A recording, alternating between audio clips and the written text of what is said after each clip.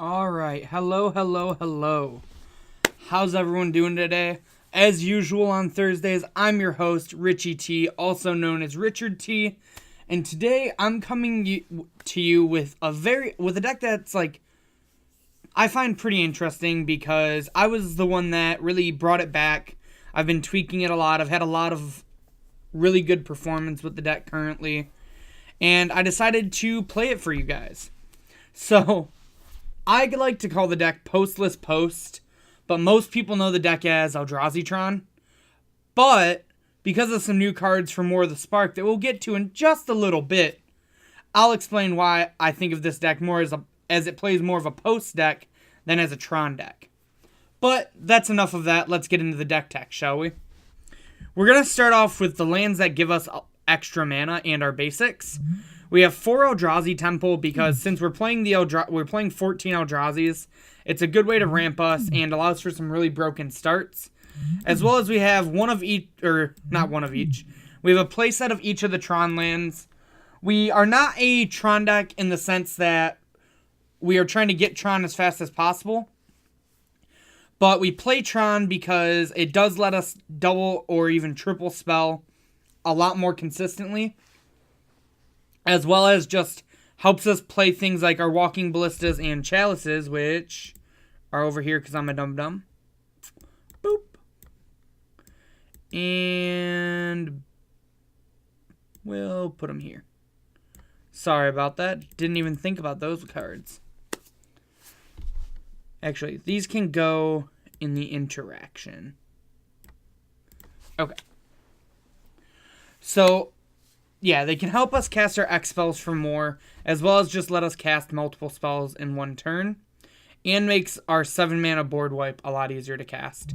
Then we have 2 basic wastes for the decks that are trying to Field of Ruin, Assassin's Trophy, Ghost Quarter, really anything that it's going to try to keep us off our basics, as well as for the Blood Moon decks. So then I have these 6 lands set aside because they're more utility lands, which we can fetch up with Expedition Map, as well as just naturally drawing them for their uses. So we have a Cavern of Souls for the control matchups. It's always nice to be able to have uncounterability against those, and a lot of our threats are harder to deal with once they're on the board. We have a Seagate Wreckage so we can try to draw into more gas as the game goes on. We have 3 Ghost Quarters for when we're against other Tron decks, as well as just decks that are putting enchantments like Utopia Sprawl on their lands, or against man lands. And then I have a 1 of Blaststone in the deck right now, and this card has felt really good and kind of overperformed for me. It gives you an extra pseudo board wipe in your land base.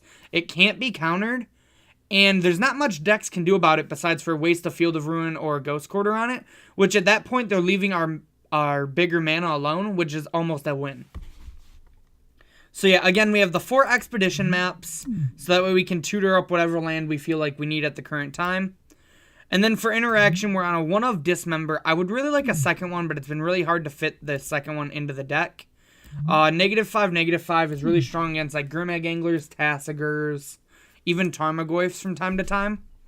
We have 2 Relics for the Graveyard decks, as well as the Tarmogoyf decks and Snapcaster decks. 4 Chalice of the Void, because it's a really powerful card in the meta right now, and it's a way for us to be a colorless deck but still have interaction that can hopefully just stop our opponents from running us over, essentially. And then we have 4 Walking Ballistas because this card is a really nice early removal spell. I like to refer to it as the colorless Doomblade. A lot of the times you can kill a Noble Hierarch, a Birds of Paradise, an Arbor Elf, things like that. Even a Champion of the Parish is the one in Humans, I believe. Drawing a blank on its name off the top of my head. And then in the late game, it's just a machine gun when you keep pumping mana into it, and it's really hard for your opponents to get a board. Next up, we have the Eldrazi package of the deck, which is 4 Matter Reshapers, a good replaceable threat that can also help ramp us. 4 Thought-Knot Seers, which is arguably the best Eldrazi in the deck. It can come down on turn 2 with Temples, but can also come down turn 3 with just 1. It lets us look at our opponent's hand and take whatever card we think is the most problematic, as well as it's just a good body, and 4 Toughness is relatively hard to deal with in the current modern metagame. Then we have Reality Smasher. Trample, Haste, and Pseudo Protection is huge. It really taxes your opponent if they have to discard a card to it. And it just helps get in damage, kill planeswalkers, and also just help clear the way for everything else if they do end up getting rid of it. We then have 2 Endbringers to help grind out the games. Once you get an Endbringer online, it's really hard for you to lose between drawing extra cards, pinging things, making things not being able to attack or block, or just having a 5/5 to attack with in general.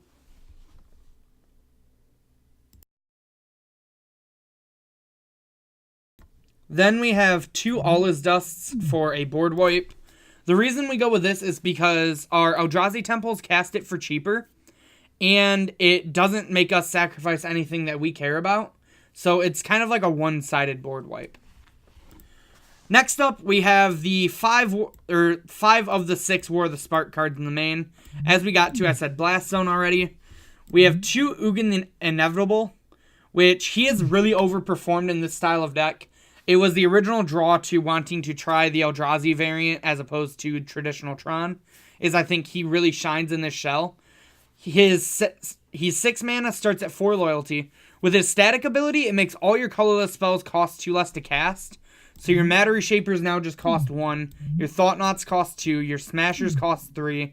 Your Maps, Ballistas, and Chalice of the Voids, these are all free. If you want to put more mana into them, it's a free counter. Your Relic is also free. Your All Is Dust is a 5 mana board wipe, which is super powerful. His plus is pseudo card advantage and also go wide. It makes it, you exile the top card and you look at it, and it becomes a 2/2. And then when that 2/2 leaves play, it goes to your hand. And then his -3 is just a nice, almost Karn Liberated-esque removal spell. It doesn't exile, it is destroy, but that's fine for 1 less mana and also having more utility. And then we have the card that everyone's talking about in Modern. I'm on 3 Karn the Great Creator. I know most people are on 4, but I really feel 3 is the sweet spot of this deck, and I didn't really feel like trimming much else. And I've been pleasantly happy with 3. So Karn comes down for 4 mana at 5 loyalty. His static ability is artifacts your opponent's control can't be activated. This is obviously good against like your affinities, your hardened scales, even against Cheerios. It can make it kind of awkward for them to combo off because they'll need a lot of mana. Then his plus turns an artifact until my next turn, a non-creature artifact, into a creature with power and toughness equal to its CMC. So I could make like an Expedition map a 1/1, for example. I typically, even when I'm plussing Karn, don't target a lot, but it is something that can happen. The real reason we play him, though, is his -2, where you can choose an artifact you own from outside the game or an exile, reveal it, and then put it into your hand. This is a very powerful ability as it gives you a pseudo wish board. It basically gives you a wish board that I have access to, which I'll explain in a little bit in the sideboard. And it also just helps you rebuy things that you get rid of with Relic of Progenitus. And it also is a combo that locks your opponent out of the game with this card that we will get to in a second. So going on to the sideboard, first I want to talk about the graveyard hate I have. I have 2 surgical extractions because in the mirror you can Ghost Quarter Surgical their lands, as well as Surgical is just one of the best pieces of graveyard hate against the Arclight Phoenix deck. A 1 of Tormod's Crypt because originally I was on 2 Grafdigger's Cage, and that's what you'll see in... There's only 2 changes I've made from the list that I top-8'd the IQ with, one of which is going to a split of Tormod's Crypt and Grafdigger's Cage for the fact that I can Karn on 4, get Tormod's Crypt, and have Graveyard Hate that turn, as opposed to having to wait a turn. But the Grafdigger's Cage is a much more stronger effect, so I definitely want 1 of that in there. Then we have just a little bit of utility here. We have a Basilisk Collar for against the aggro matchups. Death Touch and Lifelink is hard for them to get through, especially strapped on a Walking Ballista or an Endbringer. We have a Pithing Needle for troublesome permanents such as Azcanta the Sunken Ruin. Sorry, I had a hiccup there. Liliana of the Veil, as well as Karn Liberated out of Normaltron.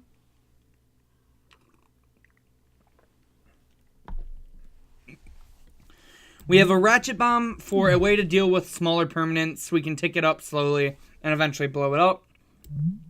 We have a Torpor Orb for the ETB decks such as humans, and spirits. I wanted a board wipe, and I feel like Oblivion Stone is the best artifact board wipe I can have. So I have an Oblivion Stone in the sideboard. If there was something better, I'd love to try it out. Just because I often don't want to blow up my own board. A Trinisphere is essentially the Chalice of the Void in the sideboard because I wanted all 4 main. But I wanted a lockout piece for the combo decks. So I went with Trinisphere as I feel like it's the next best one. And then we have some Haymakers. We have a Crucible of Worlds for against control and mid-range to make it so it's impossible for them to get rid of all our lands, as well as in the Tron Mirror where we can just start ghost quartering them out. A Batterskull, which this is the other change I've made from my IQ list. In my IQ list, it was a Wormcoil Engine, and someone suggested to try Batterskull since I'm not like Tron, where I immediately will have 6 mana if I have 4 for the most part. A lot of the time, I'll go from 4 to 5. And I can just immediately play Batterskull as opposed to having to wait a turn. And if they don't blow it up, it has almost, if not more, recursion than the Wormcoil Engine. We have a Hangerback Walker, so that way we have a body that when it gets blown up, we do get multiple things. Again, these 2 slots and Wormcoil Engine can be swapped between pretty easily. I'm not sure which is correct, honestly. We have a very spicy one I thought of, a Steel Hellkite. It's in here because it can be pumped up against decks where I just want to try to get damage in. It's a big threat, and it's also a Ratchet Bomb for when I need to blow it up past 1. It's faster than Ratchet Bomb. And then we have the Mycosynth Lattice, which is the card I'm talking about that combos with Karn. So Mycosynth Lattice turns all permanents into artifacts, and then Karn says the activated abilities of artifacts can't be activated. So with these 2 in play, if you have board presence against your opponent and Karn is alive when the Lattice resolves, your opponent's lands will no longer produce mana. So it essentially locks them out of the game for the rest of the game. And is something that I really wanted and has felt really good to me in Tron. Because a lot of the problem was you could cast something like Ulamog the Ceaseless Hunger, exile 2 of your control opponent's permanents, and still lose the game after they path it. There's no coming back once you get the Lattice and Karn in play. They have to remove one of them or else the game's just going to end. So that's the deck. I'm really excited to play it for you guys. It's been feeling really well for me and I'm really excited. But before we get to the games, as always, I want to hop over and thank mombasementgames.tcgplayerpro.com for being our sponsor. Make sure you check out this website whenever you need singles. They have the best prices on everything, including Runaway Steamkin for your mono red decks, Llanowar Elves for your soul tie decks, Goblin Chain Whirler for those sweet red-green Warriors decks, or Ops if you like to be a little more controlling. For all of you watching on YouTube, everything I talk about will be in that description box below. Please check it out as well as give us a like, comment, and subscribe. But also check out our Twitch stream, where if you give us a follow, you will be entered into our giveaway that I will be the one doing the giveaway of on the 30th for a box of War of the Spark. That is correct, the new set, War of the Spark. We'll be giving a box away. All you have to do to get it is to follow our channel. If you would like some extra entries, though, you can subscribe to us on Twitch, or you can donate to our Patreon. Those are both ways to earn some extra entries if you really want that box of War of the Spark. Now, back to all of you guys. Please give us a like on Facebook and a follow on Twitter. Our Twitter is @MomsBasementMTG. As well as everyone watching on YouTube right now, or on Twitch right now, thank you. Please check out our YouTube channel where you will find the best Legacy, Modern, Standard, Vintage, Commander, and Pauper content. Now, one last thing before we get to the games. I would super appreciate it if you guys gave me a follow on Twitter. My Twitter is @RichardTMTG. I talk about Magic, memes, Rick and Morty, League of Legends, anything and everything you guys want to talk about. Hit me up on Twitter. I'd love to talk. But alright, I think that's enough of me talking right now. What do you say we get to the gameplay that you all have came here for? We're going to go and hop into our league match with Postless Post. So, the matchups I've had trouble with so far are normal Tron, because they just go bigger. And even though we can disrupt them, if they have Tron through the disruption, it's been pretty tough. As well as normal affinity. Just because they go faster than our Karn. Alright, we won the die roll, which is great with this deck. This hand isn't the best. But we are on the play with the Chalice of the Void. We really need to draw another land in 2 turns, though. So that way we can keep rocking. Typically, I'm not a fan of hands like this. But considering we have the Chalice, I think I'm going to keep. Nate, it's awesome to see you. Glad you made it, man. So yeah, we're going to go ahead and keep this. It's one of the more borderline keeps, I'd say. Especially considering we have one of our basics in our hand. Misty Rainforest Past from Tickman. Maybe the Sultai deck? Alright, we drew another Chalice. We're really hoping to draw land. But we're going to go ahead and lead on this Chalice for 1. Alright, it resolved pretty quickly, so... Interested to see what's going on from our opponent. Overgrown Tomb. So still could be the Sultai Rec deck. Could also just be Green-Black Rock. Oh, it's Devoted Druid. Well, we did not keep a good hand for this matchup, that's for sure. We did hit our 3rd land drop, though. And we just kind of have to hope we're not dead at this point.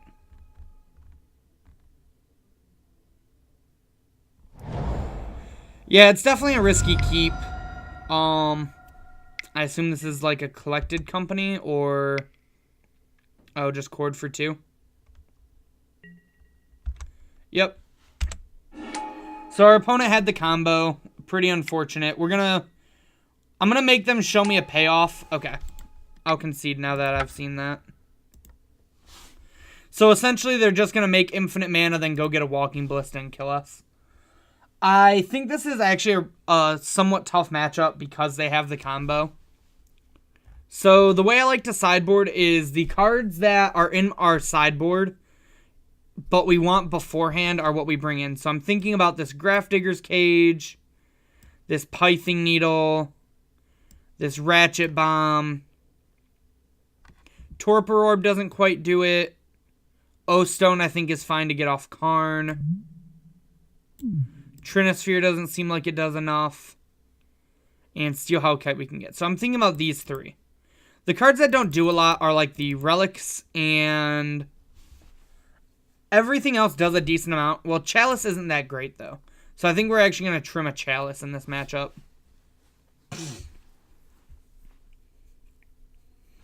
I might even go down another Chalice and bring in the Trinisphere. Just because I think it is a better card than Chalice of the Void. I don't think Surgical because I don't know if they're on the Malira package. All we know is that they're playing the Devoted Druid and the Vizier. I'd actually be a little more tempted to bring in like something like Tormod's Crypt, I think, over Surgical. Well, I don't know. That's a like tough decision. I think I would rather have the Relics than the Surgicals for sure. Which maybe Relic is just better than Chalice of the Void.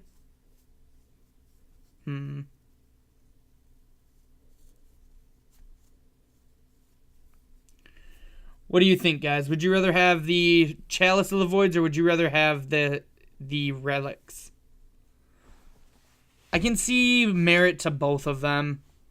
If we land a Chalice on 2, it's going to be very hard for them to... Well, no, they can just like Chord and stuff through it. So yeah, I think we're going to probably board these out and just bring in these Relics. Just in case they are the Malira Company deck. And I think we just need to hope to have more interaction in our hand. Again, this is kind of a tough matchup. Because they are killing us essentially on turn 3 for the most part. It's one of those ask questions and if answered, well, crap decks.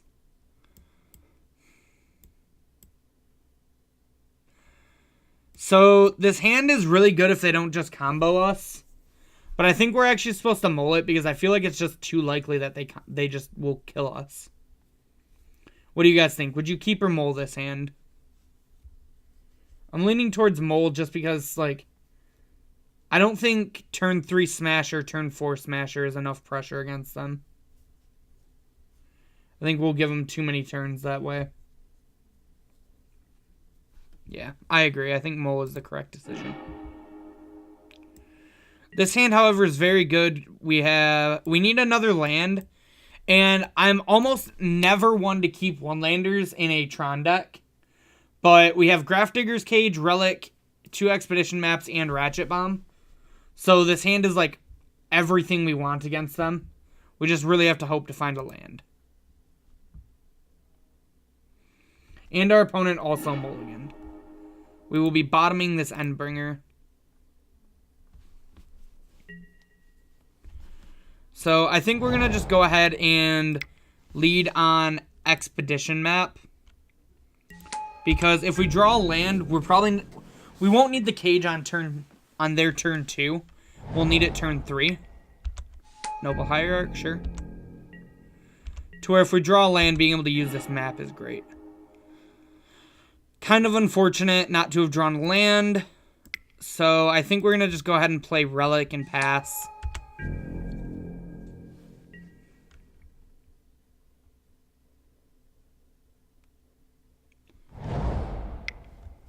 Okay, a Field of Ruin.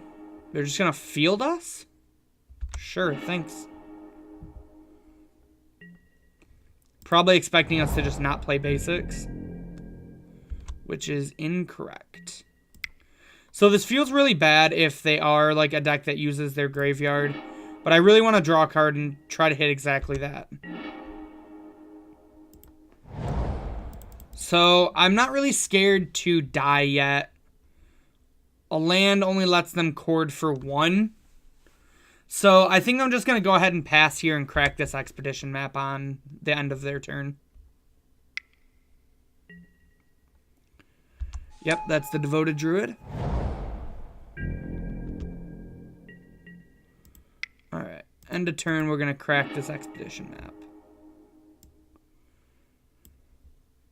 Part of me really wants to get the Blast Zone, but I think since we're kind of struggling on lands, I think it's just correct to grab the Temple here.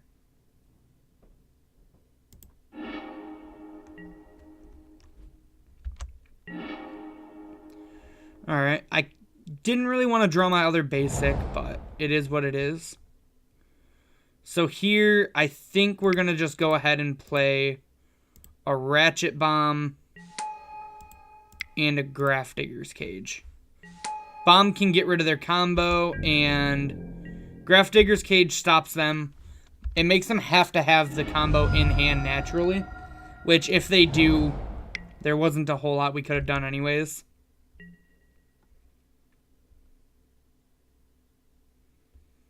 And now we see. Alright, so I'm going to put a charge counter on this now. And I'm just going to F6 and see if they have it. If they do, well, this is a really tough matchup that isn't too popular right now.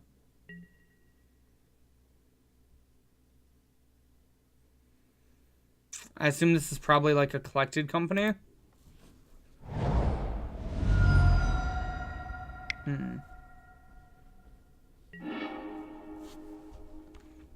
Trophy on our land.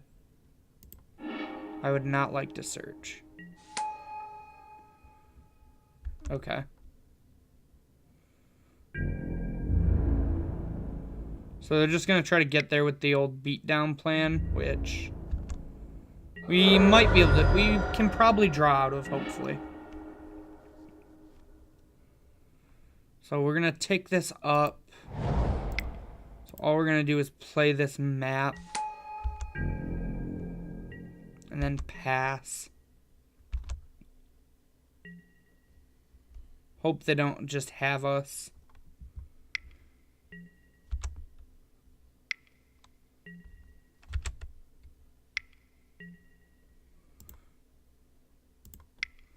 Really don't like that I have to respond to this every time.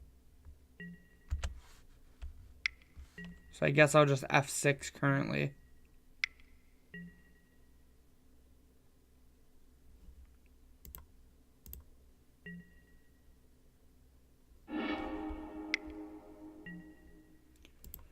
Wonder why he said GG's. Probably forgot about the Grafdigger's Cage.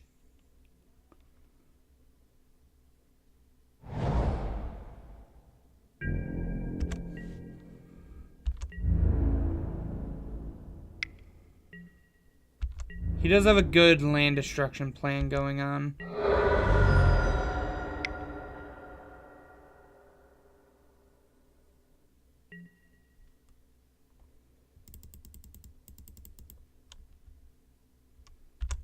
Okay.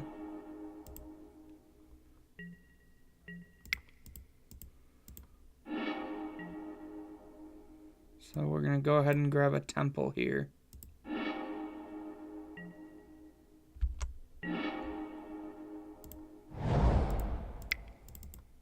Then we're going to play a Reality Smasher.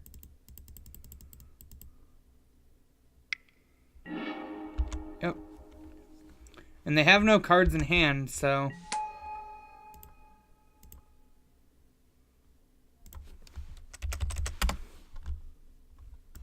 Hit him with the LOL.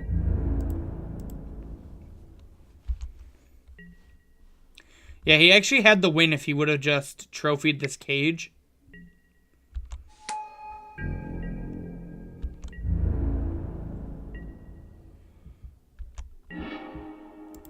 Ooh, there we go. So now this stops his combo.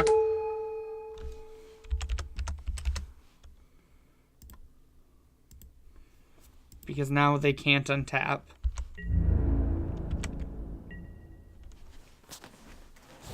Alright, we're coming back. Our opponent had a slight misplay, and it might cost them the game.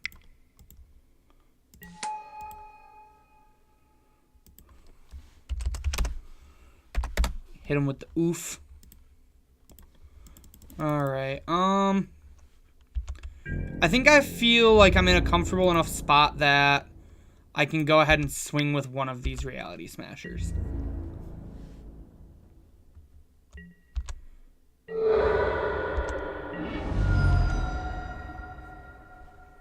Then we'll pass.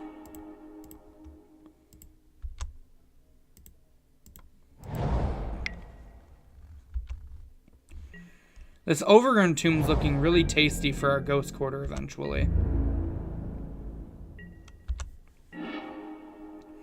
Ooh, really want a 6th land. So I think I'm going to run the same playback of just attacking with one Smasher.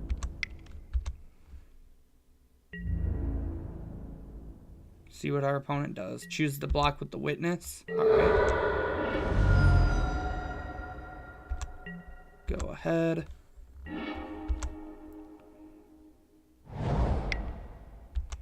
Alright, good thing we didn't go for that Ghost Quarter line.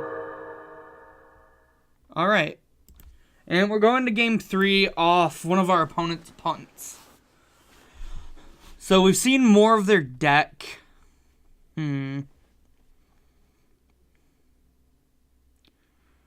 What do you guys think? Do we change anything up, really?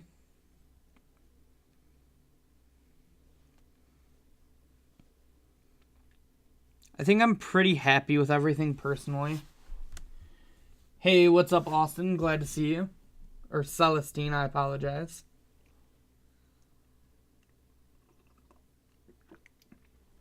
Yeah, I think run it back's probably the correct choice. Hopefully we get disruption again and they just forget about it.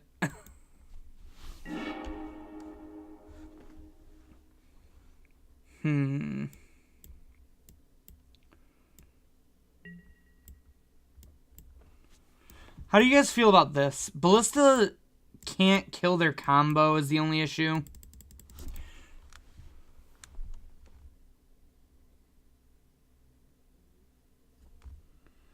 Ballista can't kill the combo, but 2 of them can.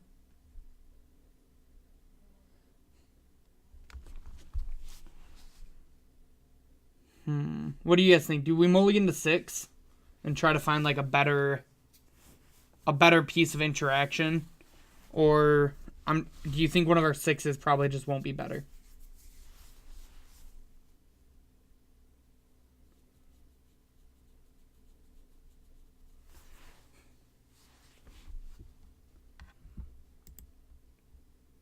I'll try not to use your dead name anymore. I think I feel comfortable enough to mulligan one time on this hand.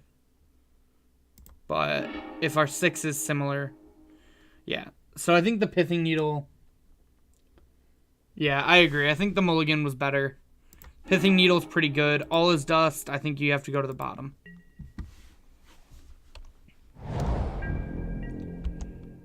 I'm going to try to hold this pith... Well, we can try to get them, actually.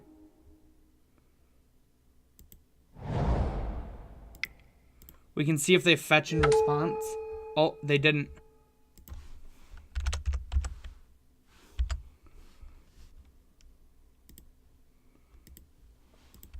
Cheeky, cheeky.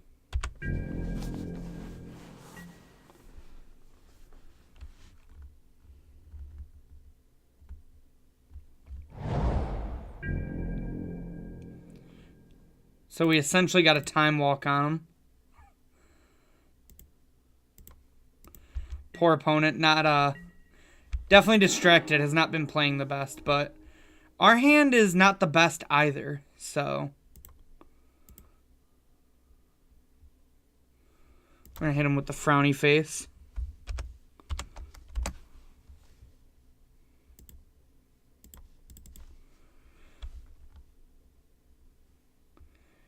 So I think we're gonna just go ahead and play the Seagate Wreckage and pass.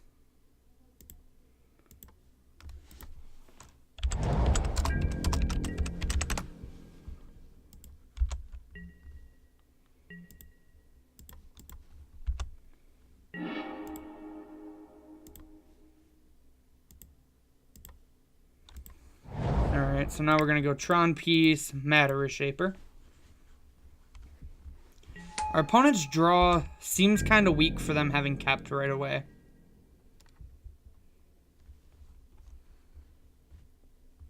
Yeah, you know, I've always wanted to cast Time Walk, so I guess this is the best I've ever gotten. This is the closest I've ever gotten to. Alright. They get the Field of Ruin, but we get the basic, then we get to TKS next turn.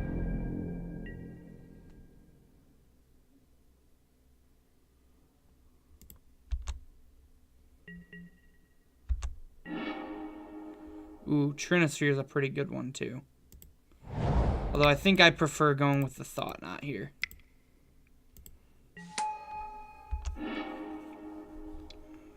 Alright. They have a Abrupt Decay, a Tireless Tracker, an Eternal Witness, a Knight of the Reliquary, and a Walking Ballista. It's a pretty good hand. The Decay... They need a green source for. Tracker plus land can kind of grind us. Ballista's not an issue. Same with Witness. So it's between Knight and Tireless Tracker. And... I think the answer is Tireless Tracker just because... Well... No, I think the answer is Knight because it can just block better, faster. I agree with the Knight call. Then we'll get in for 3.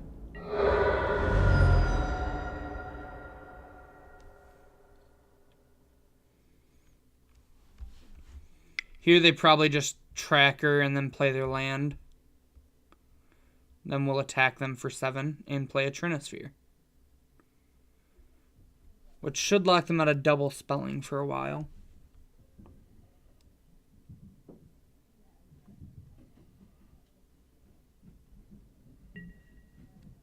Alright, there's Tracker. Okay, so that was their draw for turn, we know.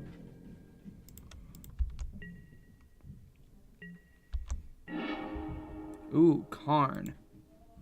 Let's view our sideboard.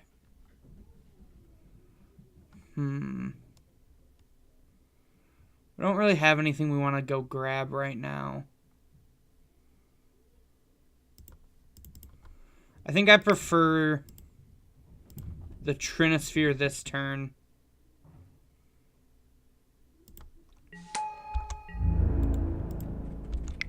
And then maybe we'll Karn next turn.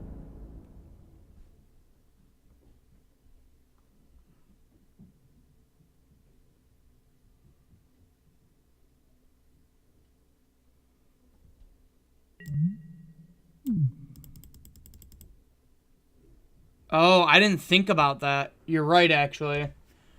That was the correct play, was to Karn and eat that clue.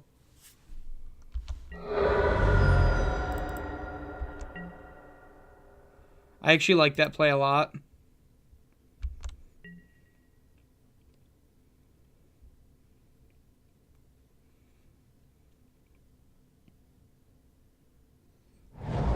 .420 IQ. So they still have these 4 cards in hand we know of.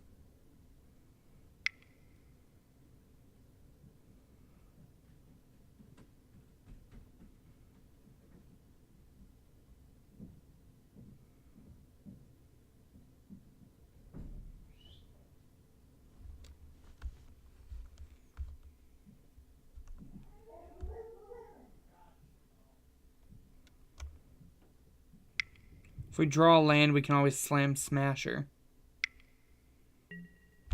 Alright. Yep, you got back your Field of Ruin.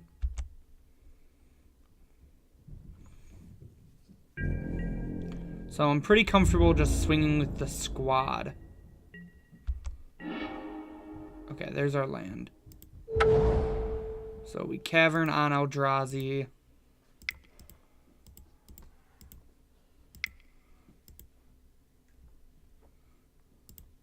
Then we go ahead and play this uncounterable Reality Smasher. And then we just swing with the whole team. Yep.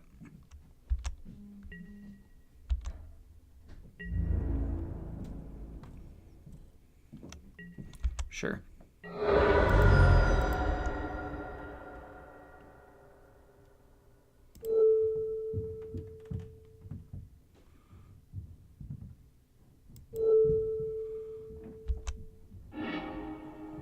I would like to put Walking Ballista in my hand. So our opponent has, we know 4 of the cards in their hand, and they're at 3.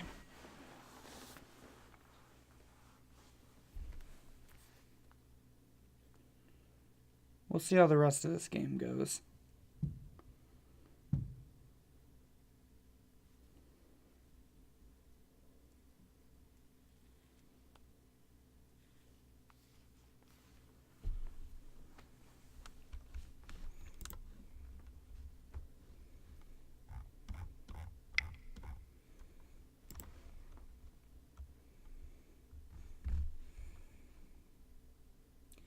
If we draw a land, we can play quite a bit. We have a lot of options off a land. All depends on what they do.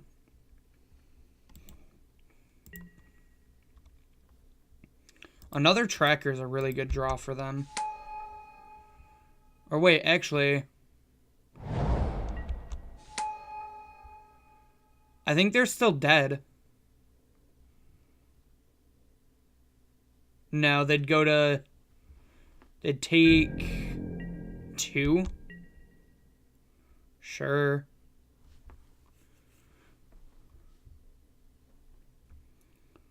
Oh yeah, they're gonna be just dead to this Walking Ballista.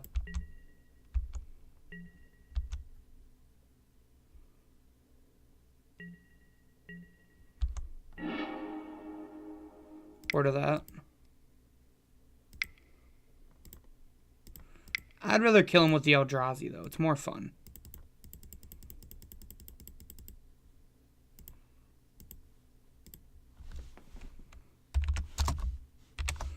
Opponent was really cool.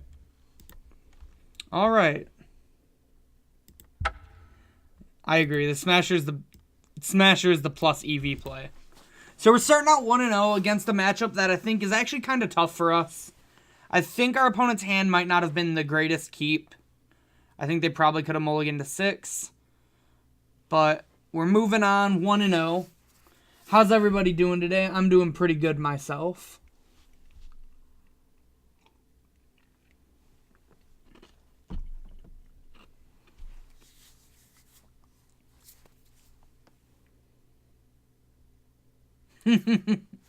This deck has, like, I've told people multiple times, this deck feels really smooth.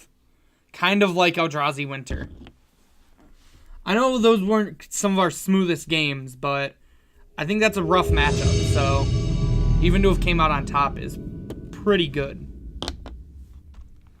Got our next opponent lined up here.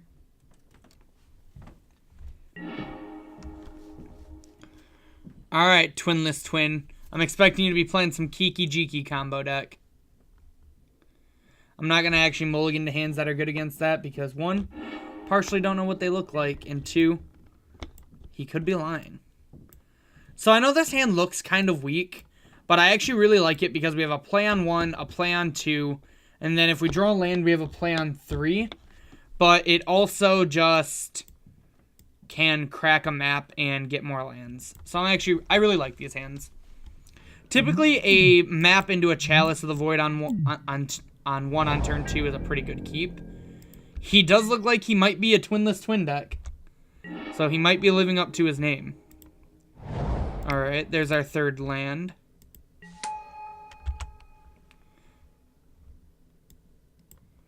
Would have really liked a Tron land there. That would have been awesome. Peak.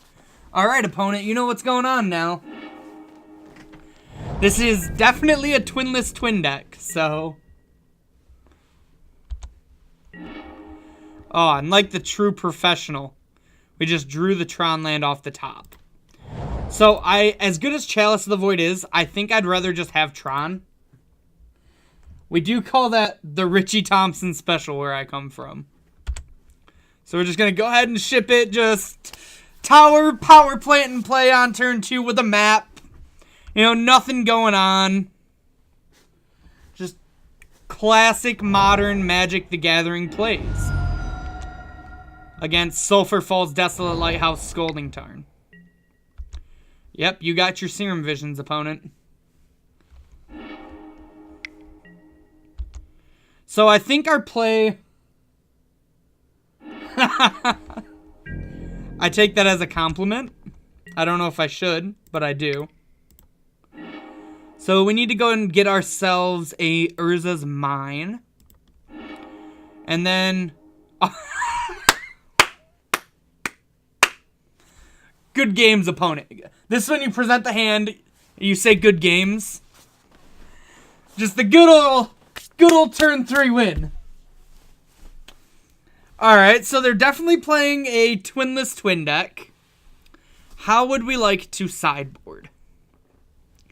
Karn is actually really good in this matchup because we have a lot of time against them. That being said, I don't think we really have time for the Ratchet Bomb, which is good in this matchup, as most of their win cons are on 3. I think we still want the Trinisphere on the board.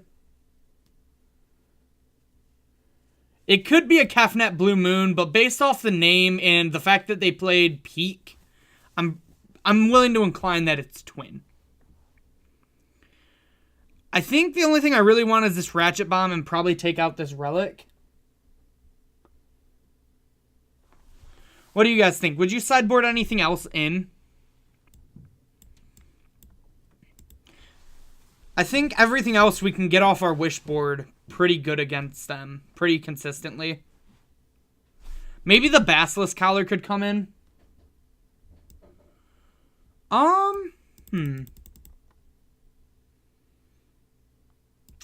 Basilisk Collar or Trinisphere? What do you guys think?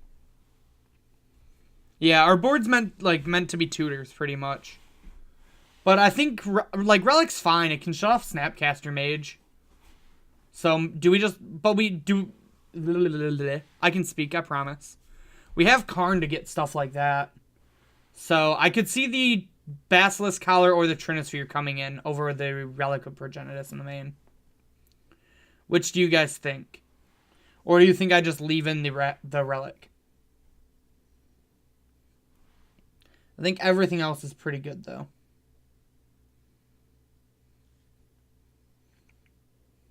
I think the Eldrazi package makes this matchup kind of hard for our opponent.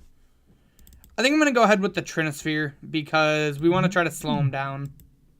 Well, no, we're going to go with the Basilisk Collar.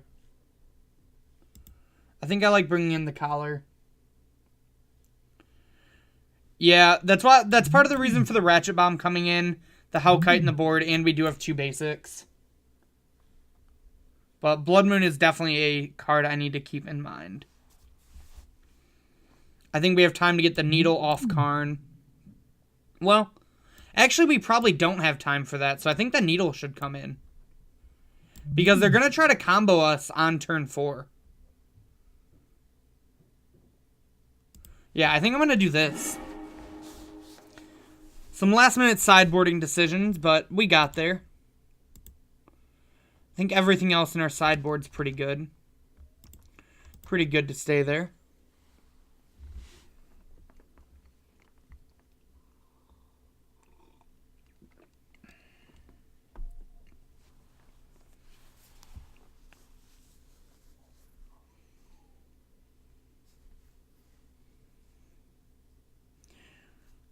We Pithing Needle Kiki Jiki in this matchup, I believe. Our opponent's taking their sweet time. They might potentially be pulling up the stream. If so, hello, opponent. Don't need to cast Peek if you know what's already in my hand.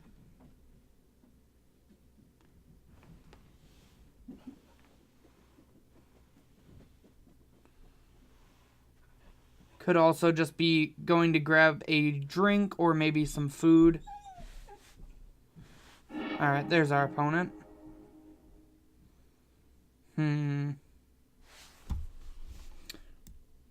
What do you guys think about this hand? It doesn't do a lot before 4 is my only issue. But Thought-Knot Seer is really powerful. Yeah, I agree. I think it's pretty mad. I think we can find a better 6. Like this. This hand's fine. We have Dismember and Ballista to stop their combo. Map on 1. I really want this Karn, but I actually think I'm going to go ahead and bottom it. Because we just kind of want lands, especially Tron lands right now.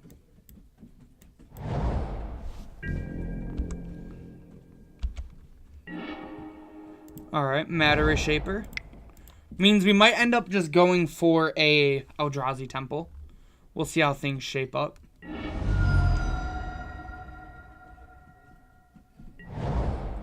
Gets an island. And it resolves.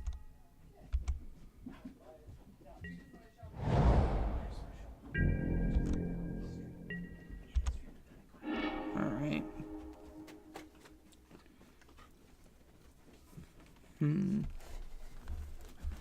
So we drew Blast Zone, we have Ghost Quarter. I think I'm going to go ahead and lead on the Ghost Quarter, just in case we have to blow up our own land to get a basic. Then we'll ship it back.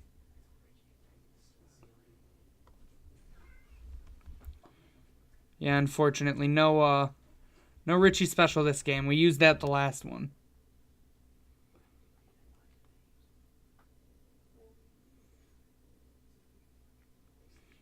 So if he goes for a Blood Moon on 3, we can always just map. And if not, we can get a Temple, and then we'll still have Ghost Quarter up in case we need to get a basic.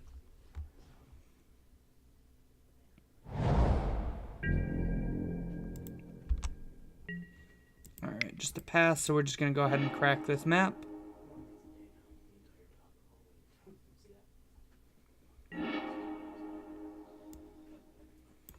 And I think we're just in for an Eldrazi Temple. I would like to get the Cavern there, but again, I think holding up the Ghost Quarter is more important. Alright, that'll be a smasher. That'll be a smasher next turn with the Ghost Quarter held up. Yep. Reman's fine, just a tempo play. It is part of the reason why I wanted to go get Cavern of Souls, but again, I think being able to hold up Ghost Quarter is pretty important in this matchup. That's pretty good. I think we're going to go for the Thought-Knot Seer, as we can leave up Ghost Quarter and Dismember.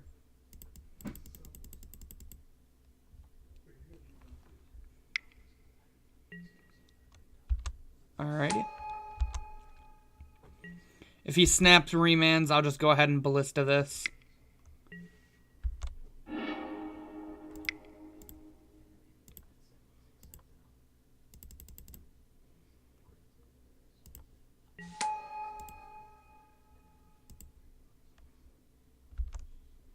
So the Ballista can actually compete against Blood Moon, which is part of the reason why I'm fine just jamming it there. No, I'm actually getting twinned. Yep. As I said, I'm like pretty fine with this just because of Ballista. I won't block, I'll just put a counter on it next turn. This is also a good answer to Blood Moon.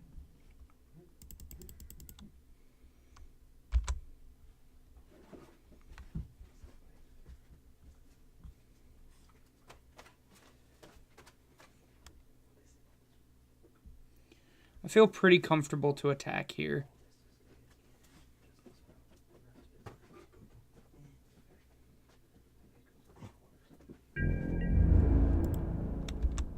So we're going to attack, see what our opponent does.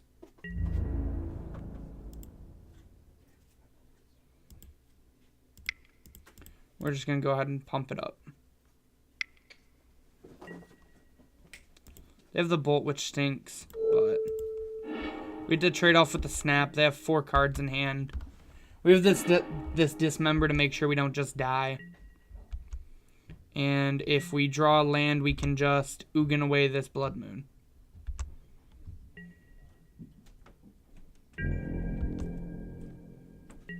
Our opponent doesn't have Cryptic Mana up either. Kind of an unfortunate draw. One of the few things we can't cast are the Eldrazi's right now. So we just kind of have to ship it. That's part of the reason why maybe the Ballista play was incorrect, but I felt like Ballista would be able to compete with the Blood Moon. Yeah, I mean, we're both just kind of not doing anything right now. There's our land. Now we can try for an Ugin. Hopefully we don't just get twinned, but if we do, I mean, feels bad. Negate. Alright.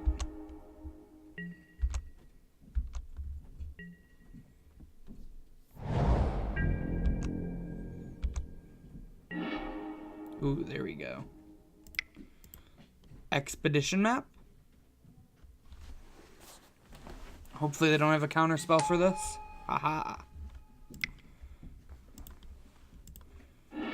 Go ahead and crack this, grab ourselves a basic waste. Play the waste. I think we're going to leave up 1 still and just go for the Matter Reshaper right now. Just so that way we don't just die.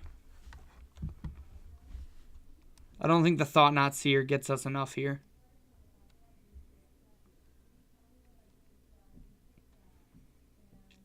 Opponent's in the think tank here. What do you guys think you would have done? Would you have just jammed the Thought-Knot Seer?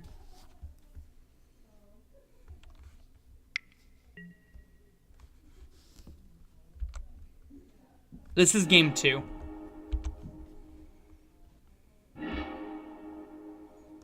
Go ahead and put that Cavern into play.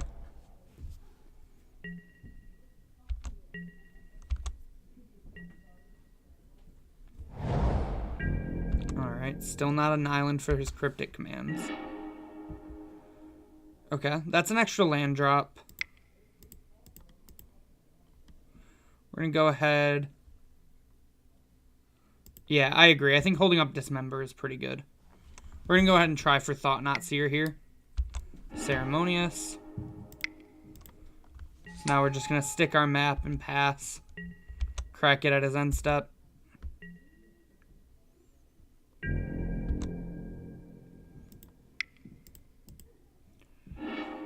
What land do we want to grab here? 1, 2, 3, 4, 5. 1, 2.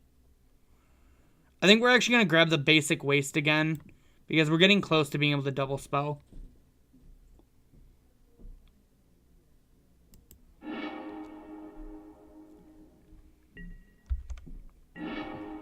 Ooh. 2, 3, 4, 5, 6, 7, 8, 9. That actually lets us double spell.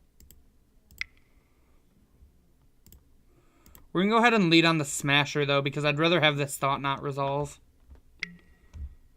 Another Ceremonious.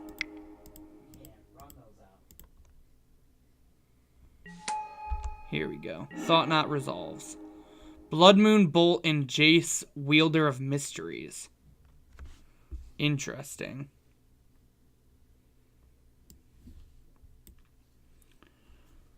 I think we don't particularly care about the Bolt. So I think I'm just going to go ahead and take the Jace. Hey, Best Leona. How's it going? Is Leona a reference to League of Legends by chance?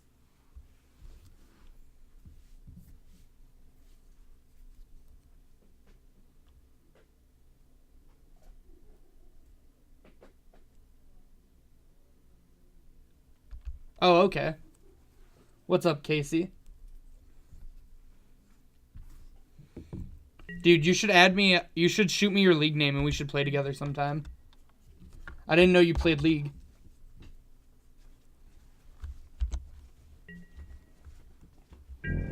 So we are tapped out here, but I'm just not scared of really anything in their hand. We're on 2 Ugin.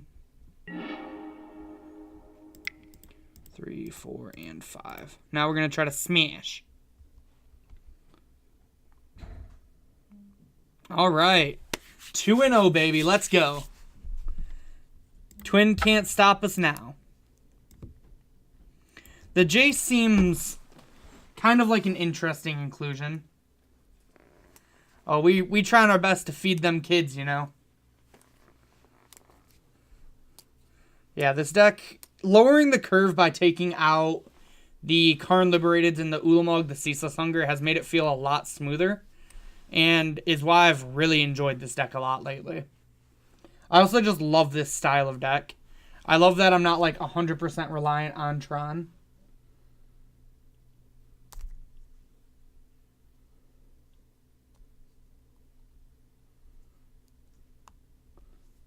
The Karn / Leveler package. What's Leveler out of curiosity?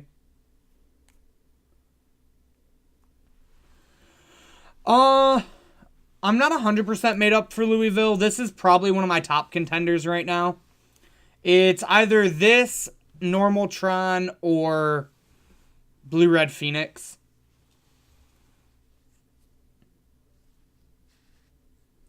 Some 4-mana idiot that exiles your library. Huh. Is that combo even good?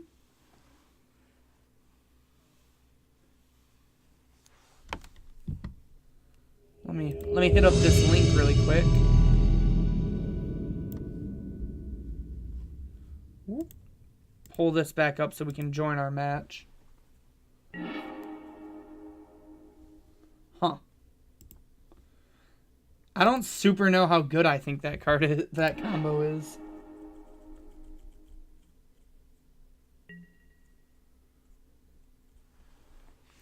So is that what they're playing? This hand seems good.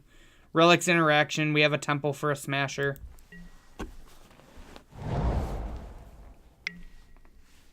Our record is currently 2-0.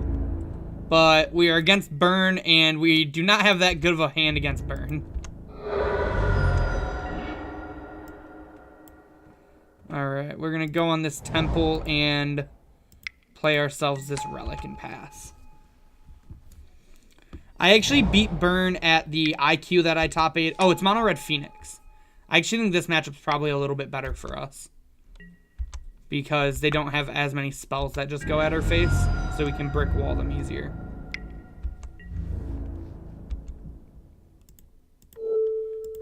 Get that card out of there. We're going to take 2 here. Chalice would be great. Another Smasher is kind of awkward. Really hoping to just draw a Temple next turn. I might even end up cracking this Relic depending on what our opponent does. Looting. Really might crack it if they've been a Phoenix. Yeah, this is one of the matchups that Chalice is absurd in. Skullscar, Bedlam. And then Spike Us. Our life total's getting pretty low, but so's their cards in hand. Yeah. I think we just have to go ahead and exile the Relic. Trip Smashers, boys. Oh, we did it, though. Skid it. Now we hope they don't have another burn spell in 3 cards.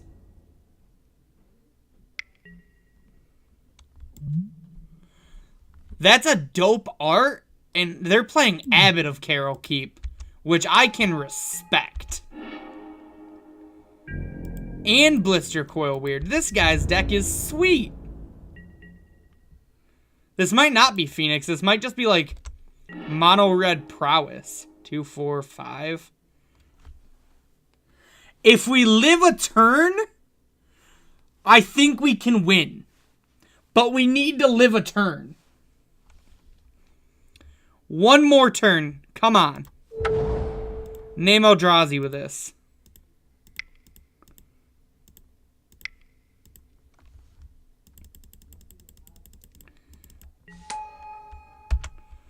Come on. No burn spell one time. No burn spell one time. That's a burn spell. Alright, we dead. Alright, we tried. We don't have a super ton in our sideboard for this matchup.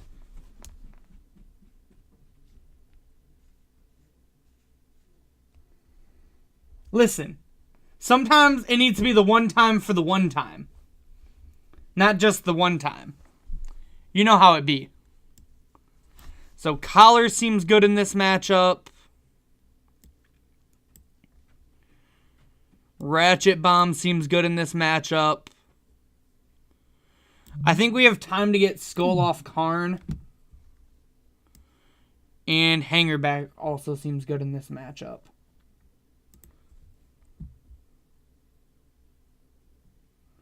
Yeah, I've seen this deck a little bit. I just haven't seen the Abbot of Carol Keep, and I'm super in, because that card was great in Standard. So these are the 3 cards I'm thinking. I think we definitely don't want Dismember in this matchup.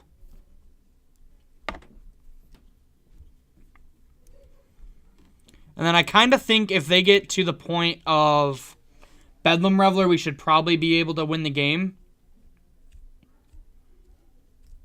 But Walking Ballista also, it's just a blocker, so it's actually fine.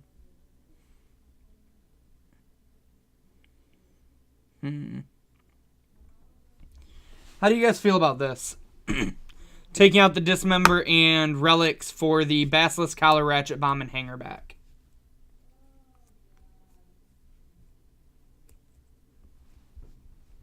Just trying to be a little bit more proactive and also being able to stop their game plan. Hopefully we can just, like, Chalice them for 1 on turn 2. And everything will be great.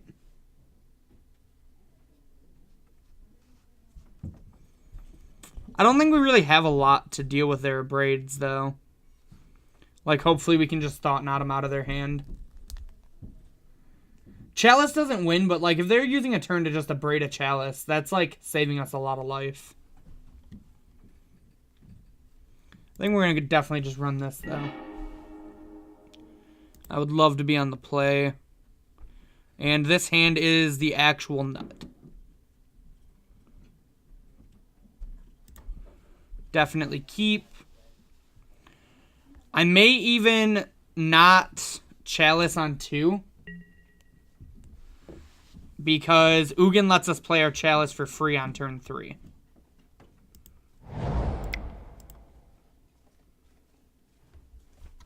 And we're going to just pass it on up to them.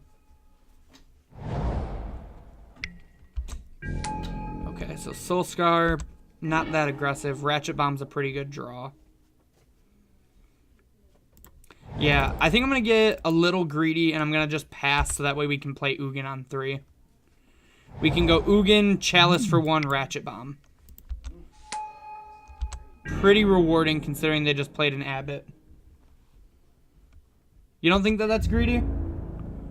I think they can do a lot of damage, but I think it'll also be hard for them to beat that. Go ahead and grab ourselves a power plant. Then we have 1 mana floating after we play this Ugin.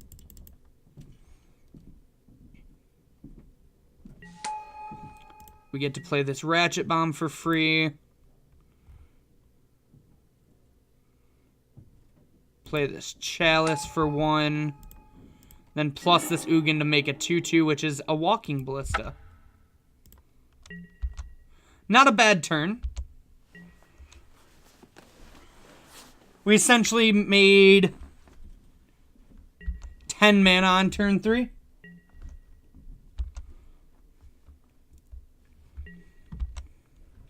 And we have Thought Knot plus Ballista because we're definitely going to be blocking something. Another Morphos.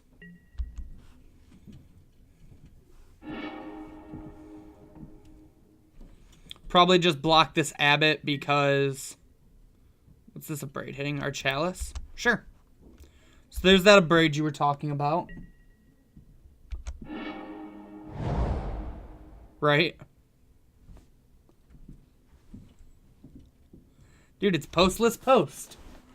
Star City wouldn't let me put it. They just changed it to Eldrazi Tron, and it made me kind of sad. Because this is definitely a postless post deck. I'm going to put a charge counter on our Ratchet Bomb here. So we're going to take 5, putting us to 14, but then we can just play a big old Ballista, and I don't really know how they can come back.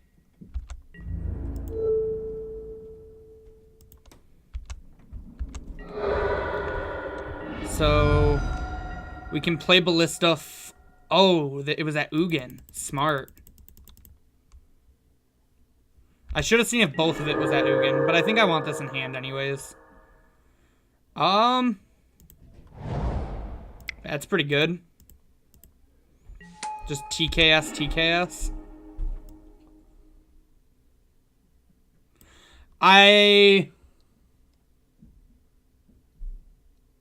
Okay, I didn't think to look. I'll be completely honest. That was a punt on my end, I'll admit it. So I'm fine with them just having a bunch of 1-drop creatures in hand.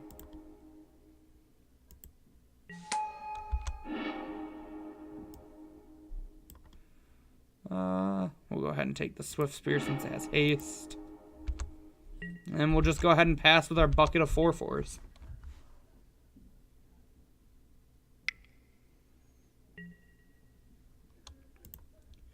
Light up the stage, pretty good draw.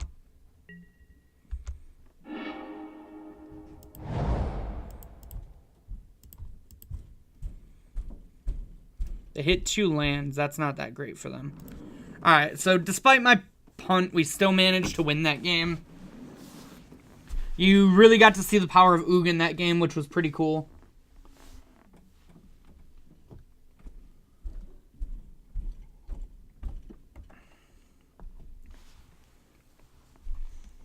I don't really think I want to change anything moving to the sideboard.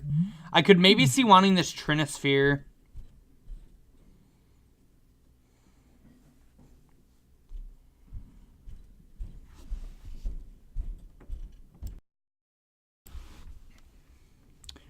What do you think we take out for the Trinisphere, though?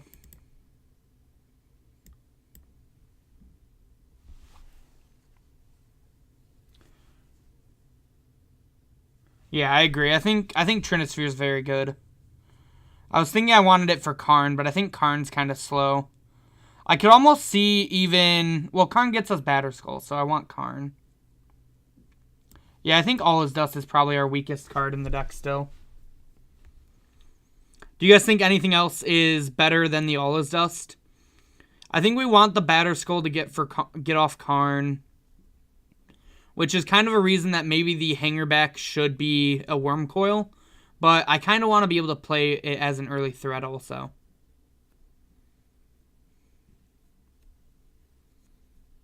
What do you guys think? Do we think we change anything up, or do we think we just run this now? Leaving the 1 All Is Dust.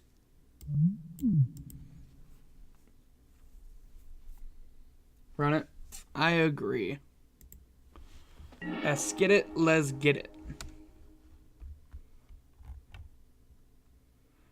I think on the play this matchup, or on the draw, this matchup's a lot harder than on the play. This hand's pretty good. We can either Chalice on... Yeah. Yeah, the Batter Skull is kind of like the same thing. But I agree Wormcoil is very good. I also think this hand's pretty good, even though we don't have any actual, like, fast mana lands. We can either Chalice onto, or we can go ahead and get an or go ahead and get a Eldrazi Temple to play this Thought-Knot Seer. So I think I'm going to go ahead and keep this hand. Ooh, Crash Through on one's pretty good for us. That means we have some time. I think I'm going to just lead on the Ghost Quarter and an Expedition map. We'll see what their play is turn 2. Looting. Could potentially be a Phoenix draw, or they discard double land. And then Crash Through again? I think I'm going to definitely just slam this Chalice here. What do you guys think?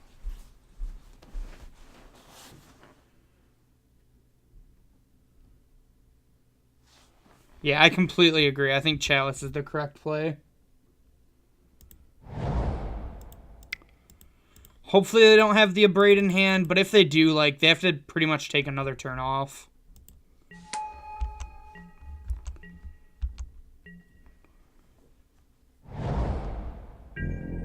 Yeah, their hand's flooded.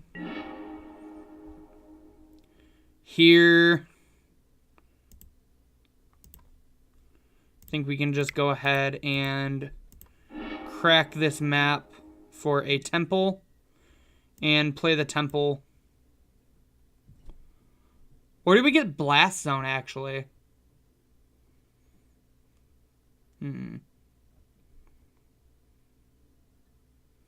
I actually kind of like getting... What do you guys think about Blast Zone or Temple? What would you guys get here? I'm like, I can see both. Yeah, I like the zone too.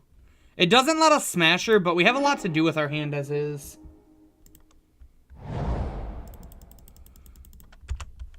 And we'll go ahead and pass. Okay, so they did have the Abrade, which is fine. We still got to make them take a turn off. Blast Zone will be good if they have one-drop creatures now. Molten Rain. That was rude, opponent. So here we're just going to go ahead and play a map and pass. We can just go ahead and grab a temple. That way we can start playing things again.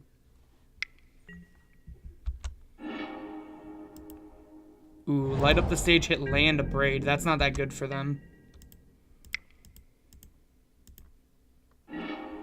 So we're going to crack this.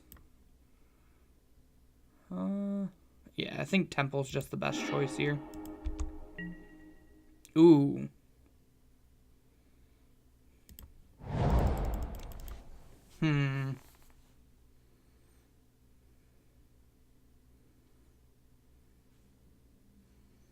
I think I like holding the Chalice for a turn.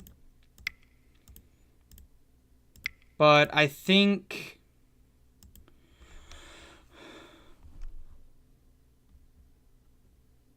Yeah. I was just thinking that I like TKS. Yeah, it was either Smash or TKS. I just wasn't sure which was better. Wow. Glad I did that. We get the Abrade. They have 3 lands in hand.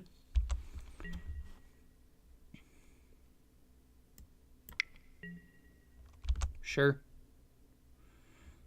That means unless they play it, like, they can't do anything with their Abrade. Soul Scar is fine.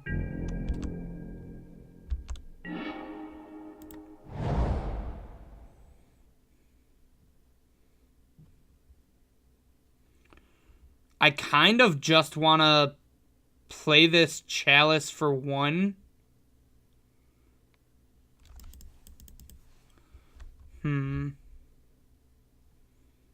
Or we could play a Smasher and attempt to race.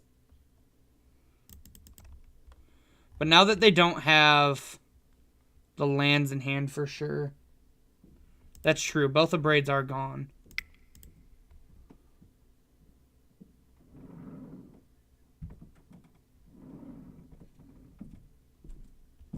Ooh, I really like the Karn for Batterskull play.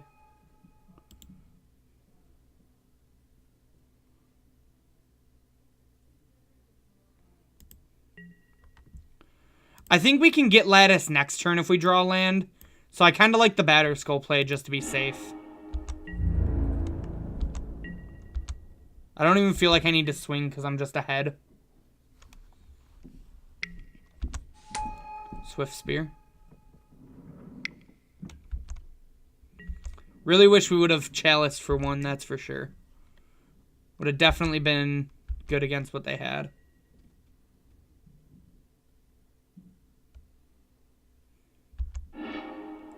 I mean, I think it's going to be pretty hard for them to beat a Batterskull, especially if we put it on a Thought-Knot Seer.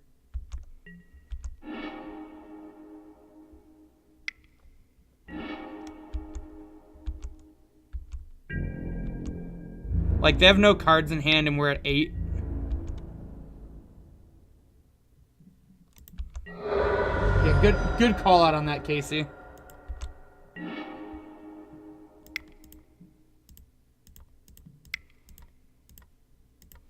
Get the skull on.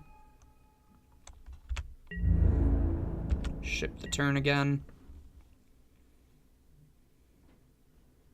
And we did it. We're 3-0, guys. All right. Guaranteed prize. Let's see if we can't keep this train rolling. While we're waiting for this match to pop, once again, I just want to... I'm going to hop over to my Twitter really quick. You can find me at RichardTMTG. But I also wanted to hop over here so I can scroll through my messages a little bit and show off our giveaway. This month, on the 30th, I will be giving away a box of War of the Spark for Mom's Basement Games. And the way you can win it is by either... Everybody who follows our channel will get a guaranteed entry into the giveaway. But then on top of that, if you subscribe to us and donate to our Patreon, both of those will give you extra entries. So if you really want a shot at the box of War of the Spark, those are your 3 ways you can enter to get it. Good luck to everyone who ends up entering, and thank you all for watching. Let's hop back over here and watch our queue. And right as I say that, it pops. Perfect. Alright, we won the die roll. We would love to be on the play. And this hand's pretty good. It's nothing to write home about, but we have lands. We have a turn 3 Thought-Knot Seer into either turn 4 Karn or Smasher. So I'm pretty into keep this. I don't really like mulliganing hands like this. If we draw another Temple, we can turn 2 TKS.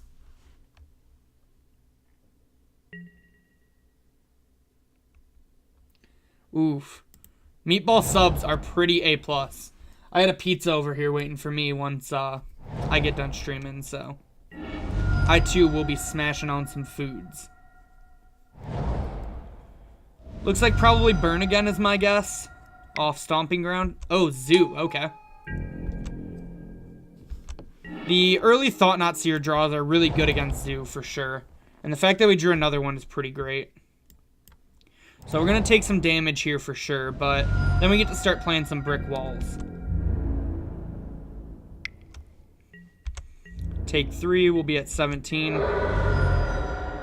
People really underestimate, like, not having fetches and shocks in your deck, how much life it saves you. Ooh, Lavamancer. That's a pretty good one against Thought-Knot Seer. Especially with a Rift Bolt on Suspend. So that pretty much means our Thought-Knot Seer is going to definitely die. But I think conserving that 5 life is worth it. And we also still just get to take a card from them. So in their hand, they have Eidolon, Lava Spike, Skewer. So I don't really care about the Eidolon. The Spike is whatever. So I think we're going to go ahead and take the Skewer because it's basically a Spike, but it can also hit our Thought-Knot Seers. Yeah, I agree. I expect this Thought-Knot just to die to the Rift Bolt plus Grim Lavamancer. And then our opponent will get in for 3.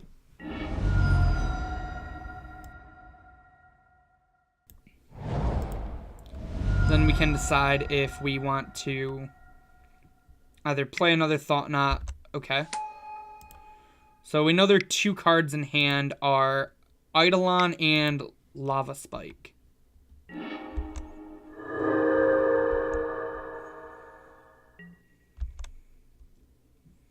So they get in for 5 here. Another Nakatl. Alright, they've had a pretty good draw. The Nakatls, I think, are very good against us. A Walking Ballista is very good against them, though. Although I don't think it's our play next turn. I think we're just going to go with the TKS. Just go ahead and throw up a big brick wall that also takes away their burn spell in hand.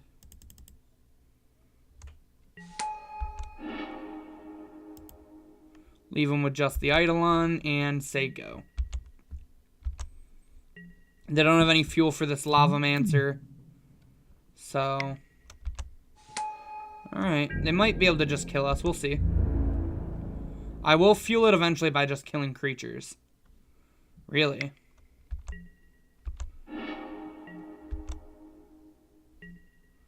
What was the other card we reveal? A Chalice. That's really good. So 3, 4, 5, 6, 7, 8. We go to 4. Yep.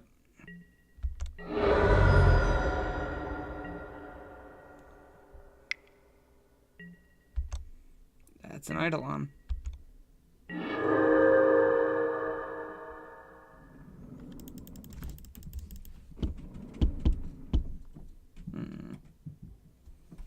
I think we might still just be dead. We block, ping. So if they don't swing with the...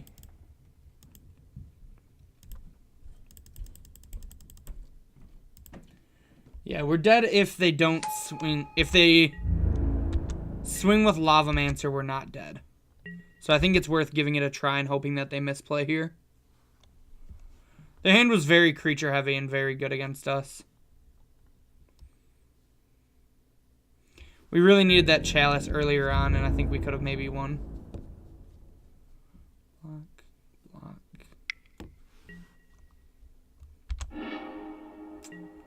Okay. So based off this attacks, we should get another turn.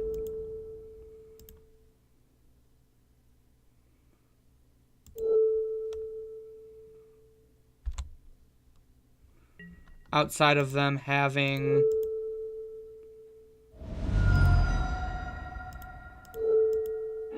another burn spell, which we really can't do much about anyways.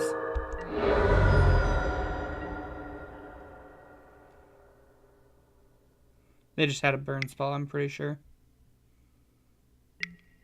Yep. I mean, not much we could do about that. They're actually pretty Chalice proof, even though we've seen a lot of 1-drops. Again, though, I think we board in the Collar, board in the Ratchet Bomb, board in the Trinisphere, board in the Hanger Backwalker. I think we leave the Battered Skull in. And I think we take out these relics, this Dismember, and a copy of All Is Dust. I actually even like taking out the other All Is Dust for a Pithing Needle. Just as like a small try to get you thing. It's not very good, but I don't think All Is Dust is very good either.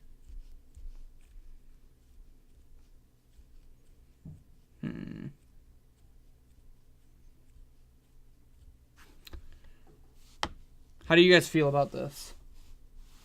Yeah, that's kind of my goal. Like, if I can hit a fetch land, that's awesome. Time walk him like my round 1 opponent, that'd be great, right? How do you guys feel about this sideboarding? I feel pretty strong. This is kind of a tougher matchup, I think. Especially considering he is playing things like Skewer and Riftbolt in his Wild Nakatl deck.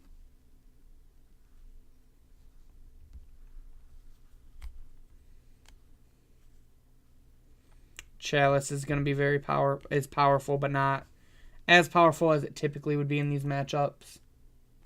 Yeah, I agree. I think this does seem tougher than more traditional burn.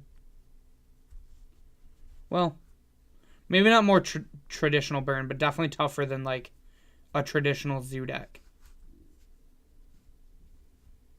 Alright. I think we're just going to try this. Our creatures are very good against them, though.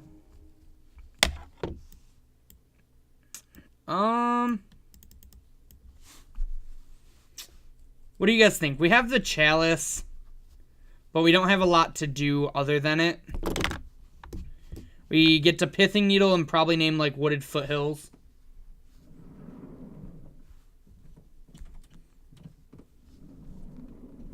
You think we keep this? Alright, I believe in you guys, so I'm going to go ahead and keep. We're going to lead Tower, Pithing Needle. And we're going to name Wooded Foothills and hope we hit in the dark. Go ahead, opponent. Oh, they have the Stomping Ground. I seen red-green and I got kind of excited. No spell, though, is good for us. Yeah, Lavamancer wouldn't have been a bad name. I'm not quite sure if they have Lavamancer in against us post-board, though. Maybe they do. We get bolted to the face. And then our Chalice resolves. Dang it. Could have named Arid Mesa. Temple's pretty good. I'm going to play this Tower in case we draw our other Tron land, though.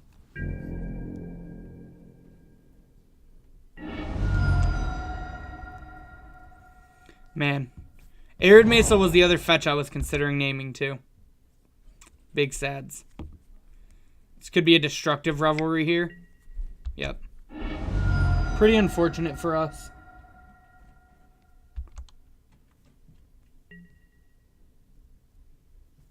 See what he unlocked from his hand now.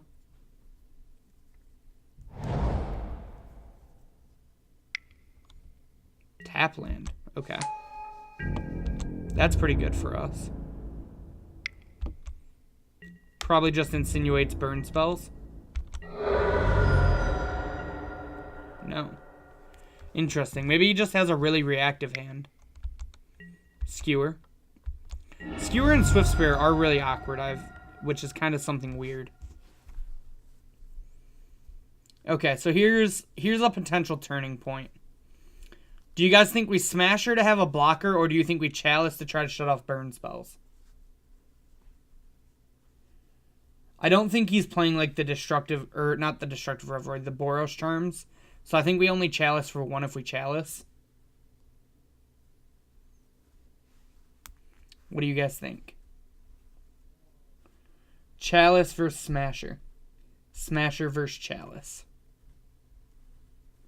Smasher?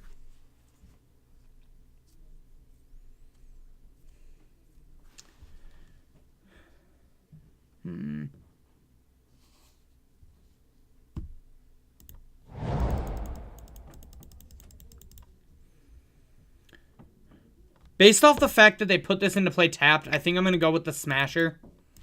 Because that tells me that they probably don't have many 1-drops in their hand. Because if they did, they would have just, like, played their spells.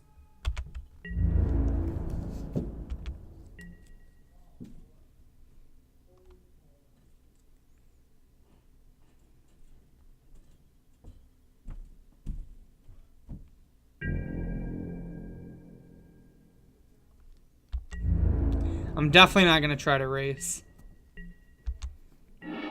Okay. 1, 2, 3.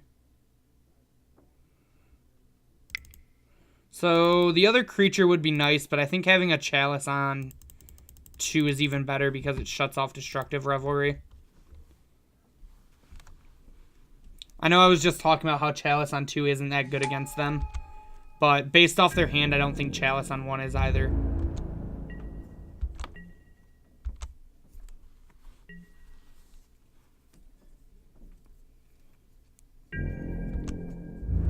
I think they might just have a bunch of reactive cards in their hand. And this Chalice on 2 might even just stop those.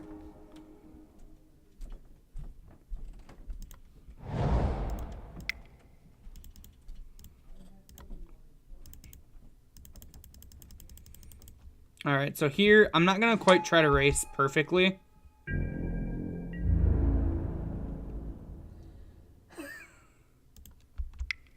If their hand is 4 wooded foothills, I'd actually die laughing.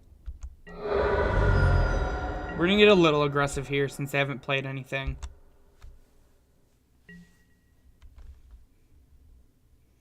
Because we do want to try to race. Rift Bolt, that's 3.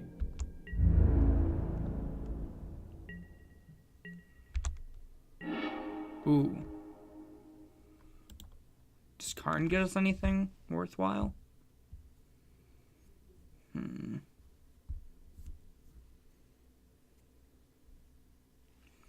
Karn can actually animate our Pithing Needle and give us an extra blocker.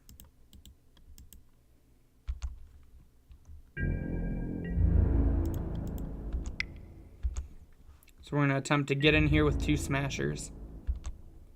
They take it down to 2. So we're going to play Karn. Plus Karn on our Pithing Needle. Then play this Matter Reshaper. And then pass. Alright, let's see how the game unfolds. Where's this Rift Bolt going?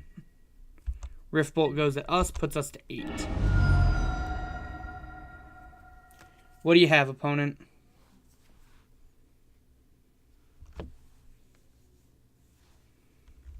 Do they have us?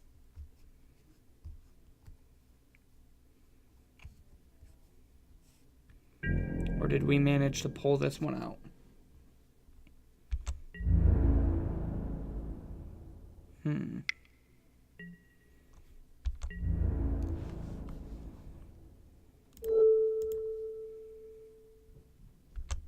Go ahead and block.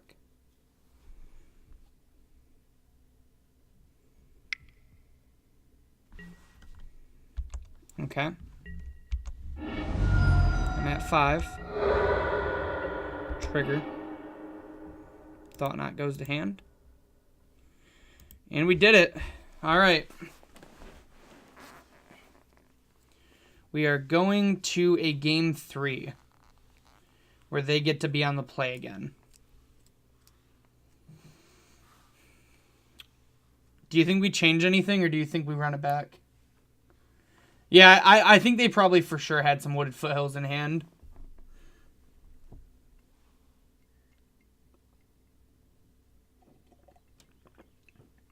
I think we might have just gotten them with that.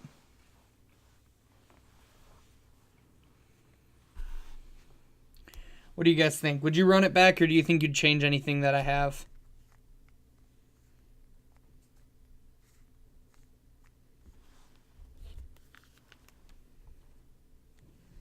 These are very close games against a burn deck, that's for sure.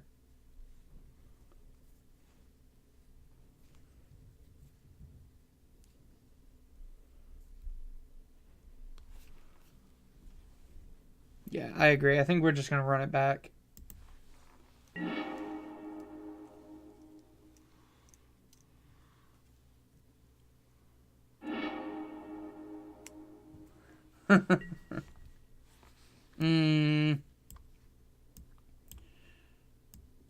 I don't know about this hand. We have the ballistas for early, but I don't think they're going to quite do enough.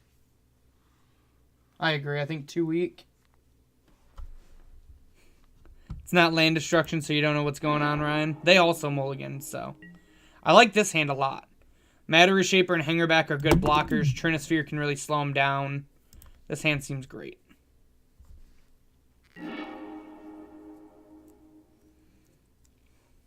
I'm in for another Tron piece. Yeah, this is a very good 6. The old kitty cat. We're just going to play a Tron piece and pass casually.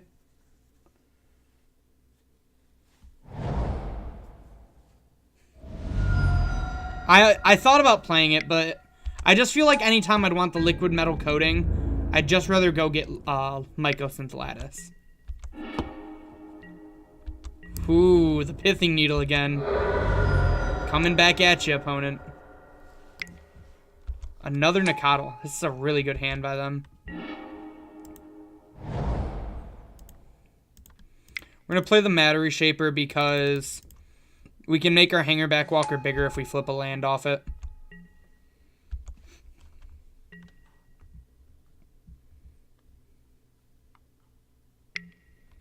Swifty. Jeez. All the little creatures. And they're all getting in. Ooh. Thought-Knot will be very good next turn. Man, if we flipped a tower, that would have been the best. Take our trade, get our Thought-Knot Seer in hand, we'll play next turn.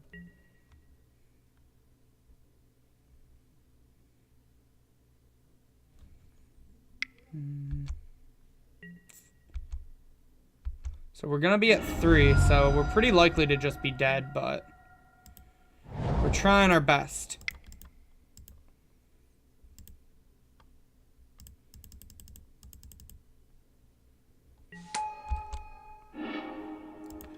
Alright, they're empty-handed, so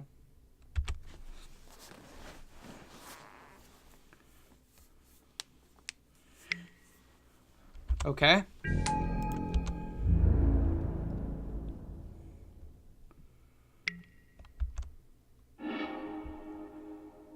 It's actually pretty unfortunate that they drew a creature.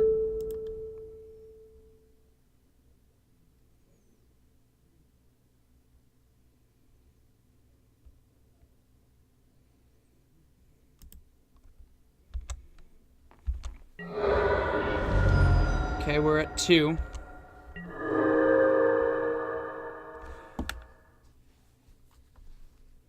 Okay. Do we Chalice and Hangerback for 1? Or do we just play a Hangerback for 2 and hope they don't have a removal spell? Or hope they don't draw a burn spell? I think Chalice Walker is definitely the safe play, as sad as it makes me. We have a lot of 1-drops in hand, but we need to play Hangerback.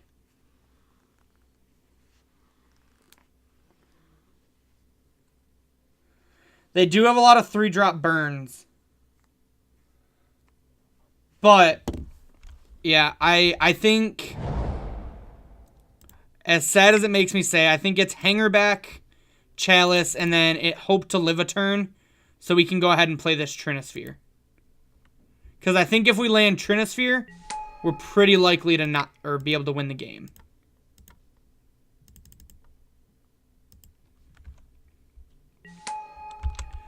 Alright, opponent. We're in a barn burner right now.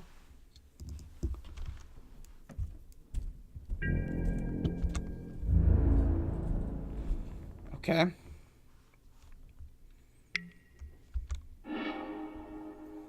That's a land. Gotta block like this. Okay. Okay.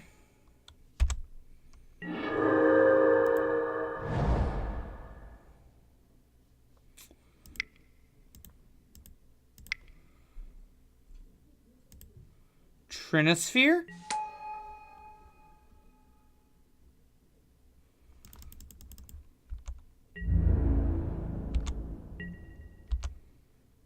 Say go.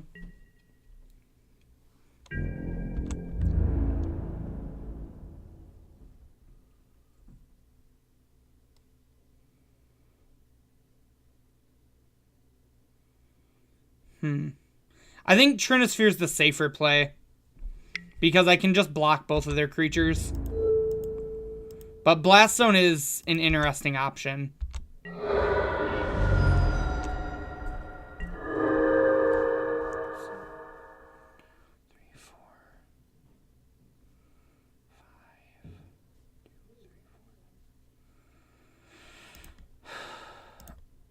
I'm going to get greedy.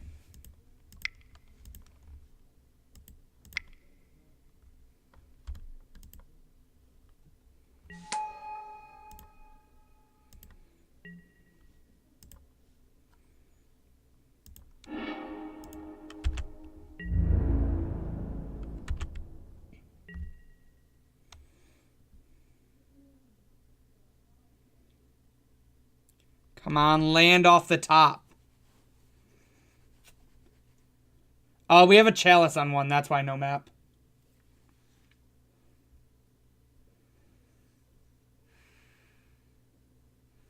Come on, deck. I really need another land here. Oh, no. Oh, hey, put it into play tapped. Land. Ugh.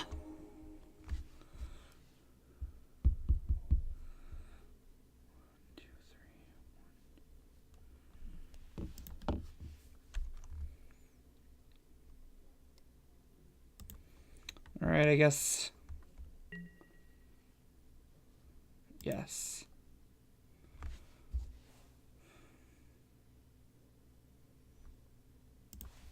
Batter skull. I actually I was thinking about playing a Darksteel Citadel in my sideboard. Not even joking.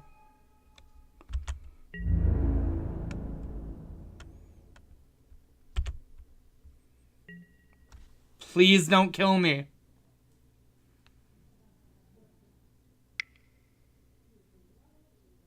No. We were so close, chat. Good games. Darn. No. Well, what? It's actually interesting because Witchbane Orb wouldn't have saved us there because Atarka's command doesn't target. But Witchbane Orb is a card I've considered playing in the sideboard. If Torpor Orb doesn't perform well, I've thought about putting a Witchbane Orb or a the other one, the 5-mana one. I think I'd play the 5-mana one, Orbs of Warding, or Orbs of Warding. There we go. Just because that one also prevents damage.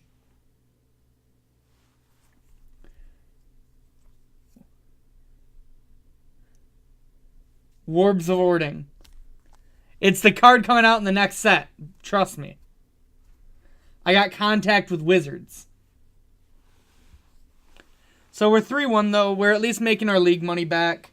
We'll see if we can't finish 4-1. I agree. I think I like Orb. Man, we were really close to winning that game too. If we ripped a land, I think we actually won. Unfortunate, unfortunate. But that's how it goes sometimes. Sometimes you do everything you can to try to win, and sometimes it just doesn't happen. Sure, we've all been there with close games that just don't quite pan out in your favor. But this deck's very powerful. As you've seen, we, even in like the really bad matchups, it costs one more, but I think the ability is worth it. Considering we're getting it off Karn. Oh, yeah, this is a turn 2 Matter Reshaper, turn 3 Thought-Knot Seer with the potential to have Tron. I am definitely in on this hand.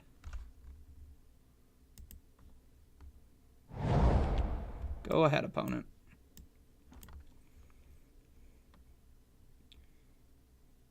$630? No, it's actually $746, opponent. You silly goose. Well, Batterskull and some type of fair deck, I'm in. Which of my pairs would you like, opponent? Feel free. Break up my poker hand. But yeah, back to Orbs versus that. I think there are situations where Orbs would be better than a Batterskull. Like, where I don't want to be targeted, and I think that they have, like, ways to stop me from life gain. But, again, I'm not 100% sure. Because if I draw a temple, I can Thought Knot on 2.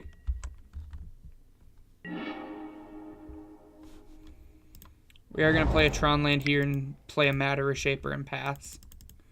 Taking the Thought Knot means they probably have another discard spell, which kind of stinks, but we'll get through it. Question is it Abzan? Is it black-white tokens? Looks like Abzan, based off the Verdant Catacombs.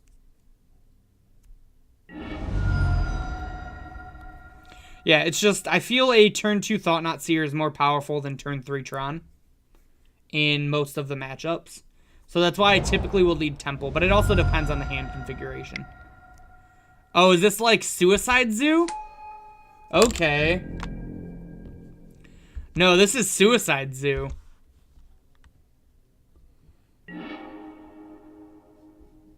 My buddy Alex Bellinger is actually a really huge fan of this deck. It's really good, too. Thought Knot him. Battle Rage, Swift Spear, Bolt, Shadow. That's a hand.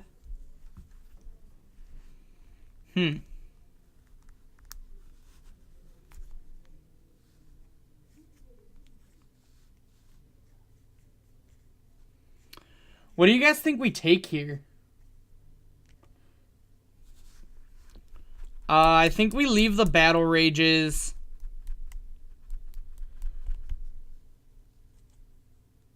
Shadow? Alright. It was between Shadow, Bolt, or Swift Spear for me. And I just wasn't really sure which was the correct choice. I figured it wasn't Swift Spear. But I thought it might have been Bolt since we have the Blast Zone. But I think we want to Blast Zone down this Goyf.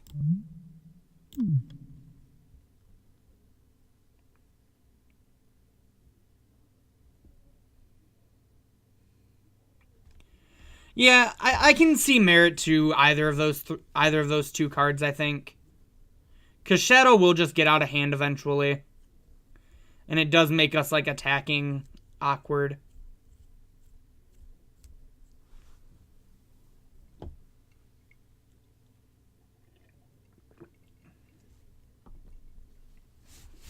So, I'm not 100% sure. Our opponent is in the think tank, though.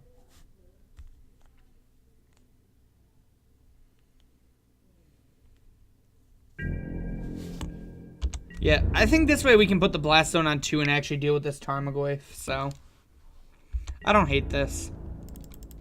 I'm going to go ahead and just take this hit, because next turn we can just Matter Shaper. Sure.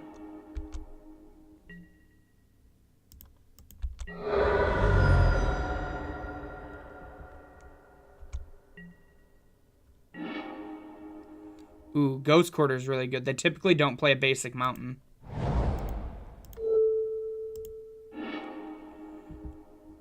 We should be able to shut them off their hand here, I'm pretty sure.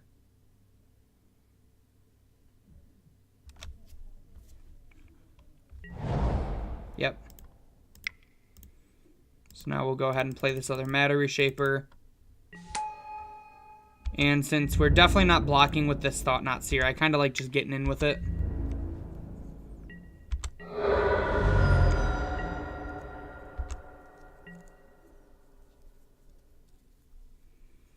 Yeah, typically Forest is like their only basic, I'm pretty sure. They might play a Swamp too, but I'm not 100% sure on that one. Rutrow. That makes my attack look dumb. But this Blast Zone doesn't. Ooh.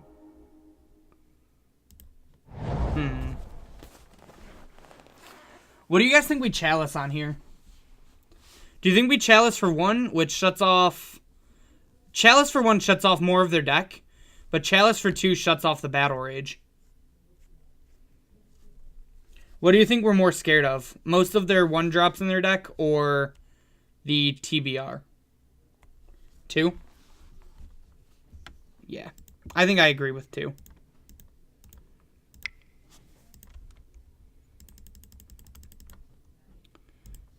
Chalice for 2. Yeah, it hits Goyf. I think we're not going to swing here as everything would get eaten.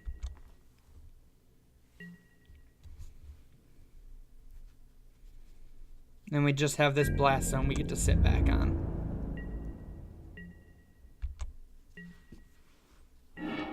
Ooh, Ballista's good here. 1, 2, 3, 4.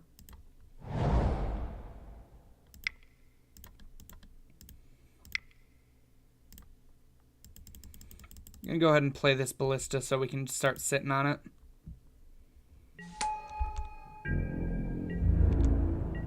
Make attacking even more awkward for him. Alright, there's their red source again.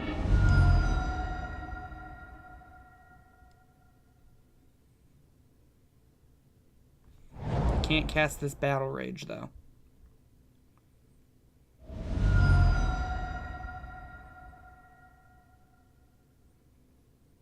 If they bolt the Ballista, I'm probably just going to ping the Shadow and the Goyf.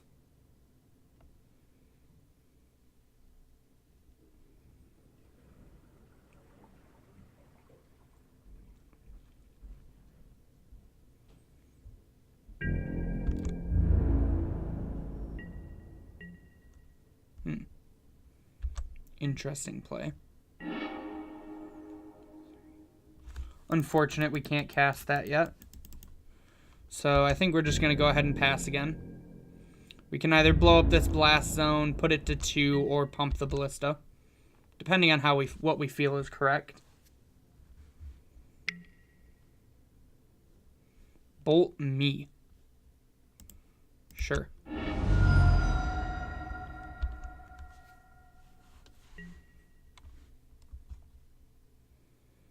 Blowing up the blast zone would make us lose a mana towards Ugin, though. Yeah, you should sub, Ryan. All of you guys should sub if you have the possibilities to. Get that extra entry and that chance for the War of the Spark booster box.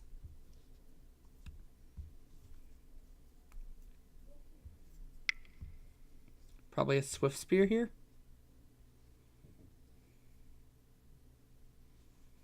They seem very torn on what to do.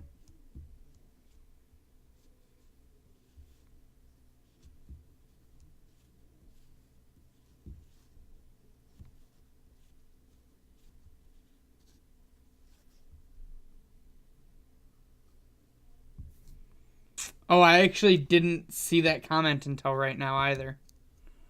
Do I have lethal? I do. That's hot. You right.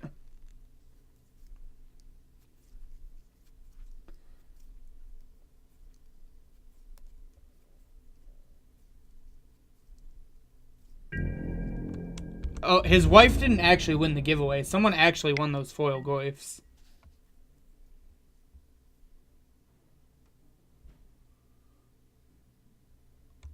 True, he did have Bolt.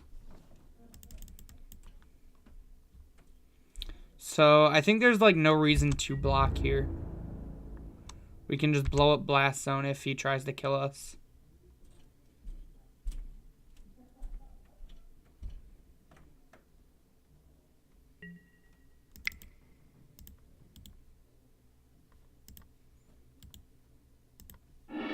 Pop it.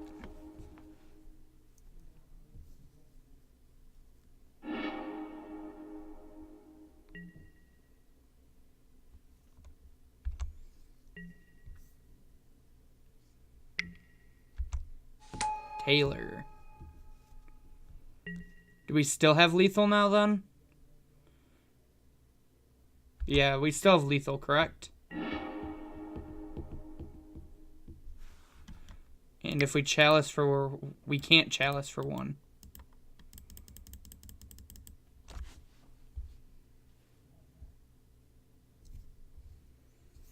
We should have lethal here, correct, right, guys?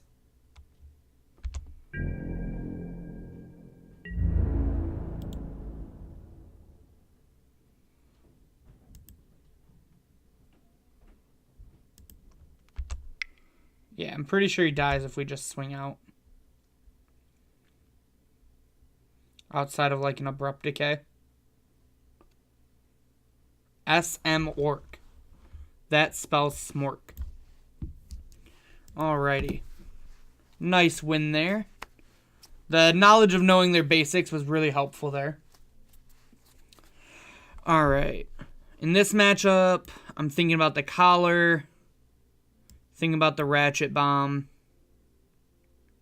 Trinosphere. And hangerback again. What's bad in this matchup? What do you guys think is bad?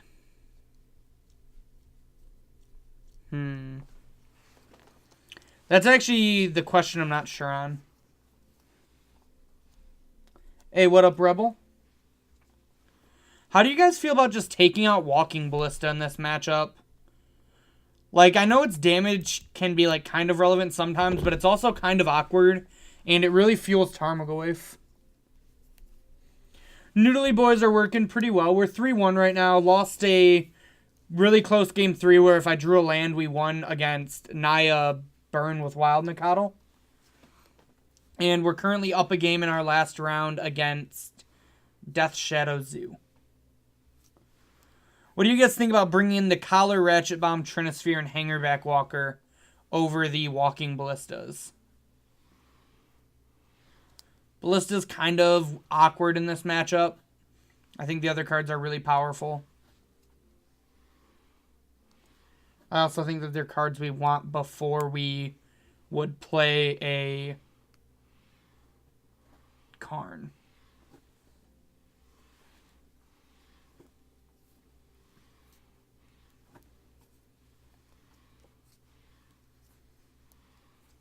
Could also potentially see leave the Hangerback in and a Walking Ballista in, but Hangerback has a lot of bodies.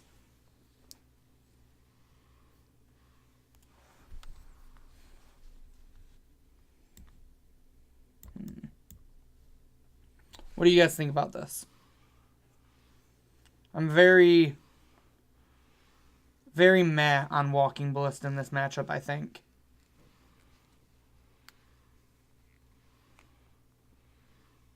Yeah, Trinosphere I think is going to be great in this matchup. They're a really low land count deck. Yeah, we're going to go ahead and try it like this, I think.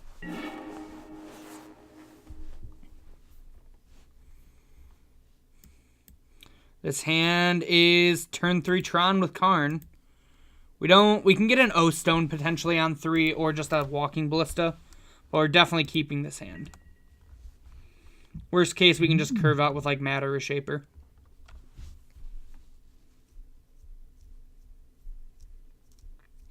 I do kind of wish if we get to play this map that the Trinosphere was in our board, because Karn on 3 with Trinosphere is really powerful.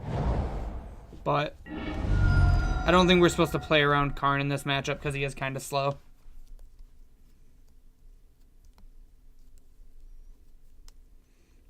I actually talked to a Legacy Storm player who had a lot of experience with wish boards about how to side with wish boards, and he was the one that mentioned to me like bring in the cards that you would prefer to have in your deck before you play your wish. And I think that's like a really good way to think about it.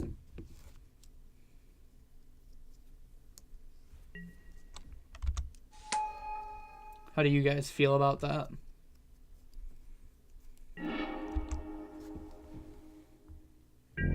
Opponent gets a peek at the top of our deck and also gets in for 2.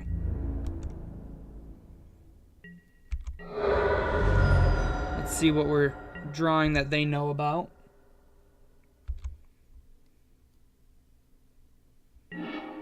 Ooh, it's a Thought-Knot Seer.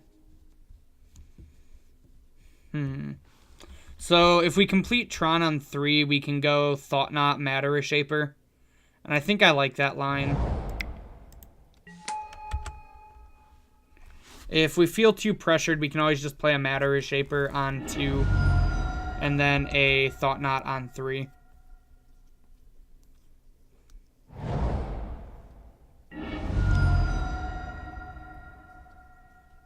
Could be a Death Shadow this turn.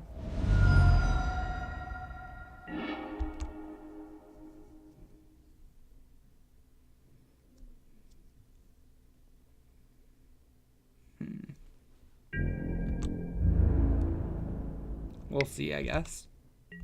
They're definitely getting in for 1.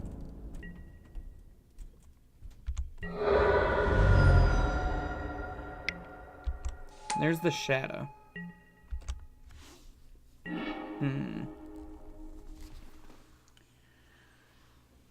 What do you guys think? Do we just want to try to soak up more damage? We have a pretty good curve of Shaper, Thought-Knot, Smasher without cracking this map. Or do you think we want to just crack this map, get Tron?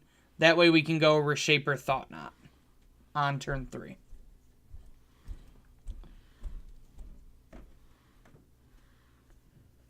What does everyone else think?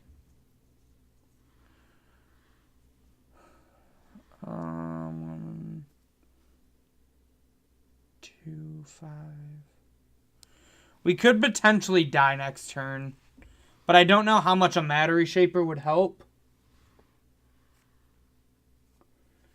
Yeah, but I'm not sure if we still stay alive even if they have that. 6, we block, they TBR. We take 9, 10, 11.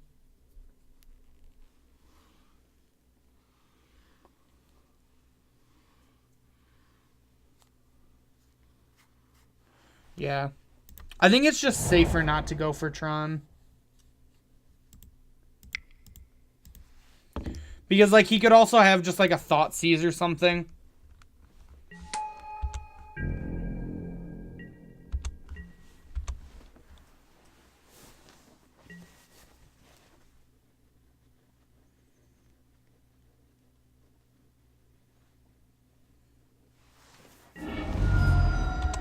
Or Street Wraith.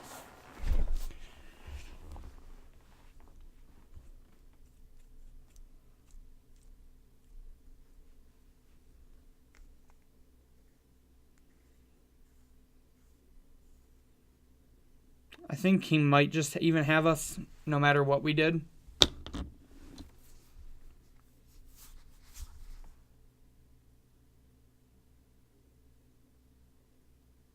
He's been in the tank a lot, so he must have a lot of options.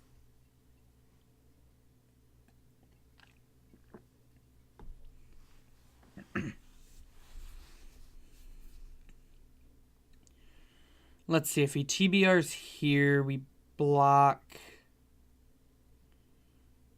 We absorb 2, we take 10, go to 7. We're still not in a good spot, though, because of the Smasher, or because of the Shadow.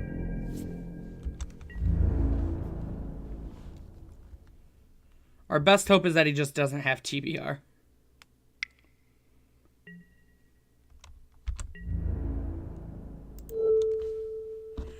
There's also merit to just block this Swift Spear.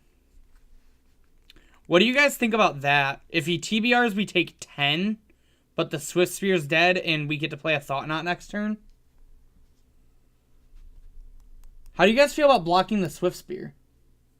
Yeah, I agree. I think that is actually probably the play.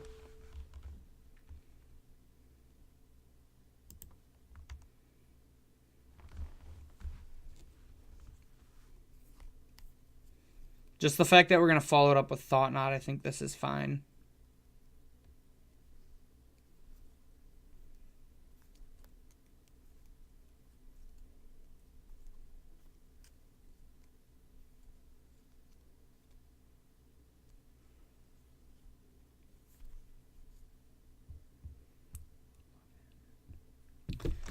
So thinking about it now, I actually think it was correct to go for Tron because it gives us the out of drawing Ugin.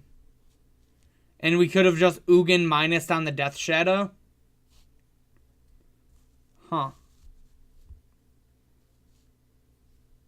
That's interesting.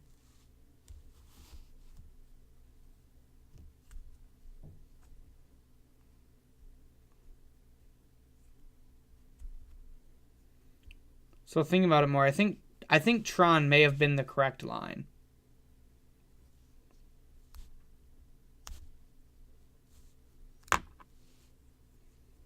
But I think this play is also fine. It just feels like this is playing not to lose instead of playing to try to win. Okay, mutagenic growth. So we're at 10 now. I will put that on the battlefield and name Eldrazi.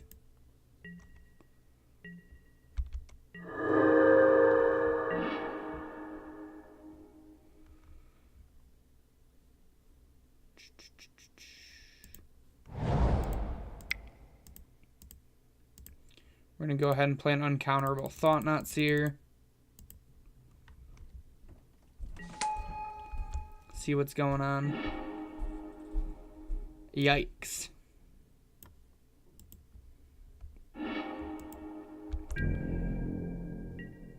Are we just dead, actually?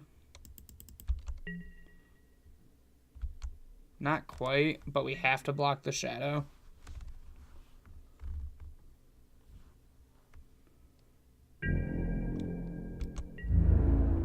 I guess we're pretty fortunate we blocked. We might have died if we didn't.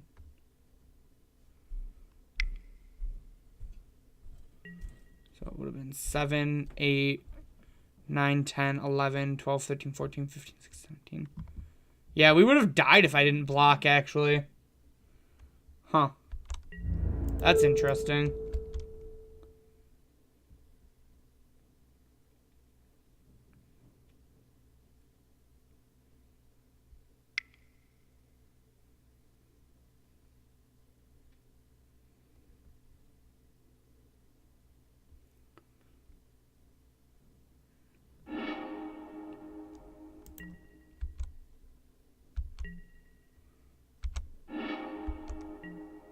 Yep, we're at 2.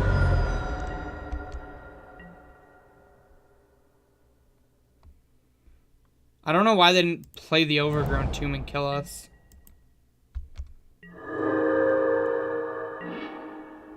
Well, there's Ugin, but he's a little late.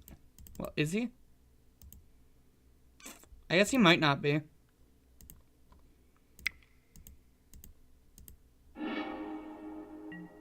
Because he can't actually cast...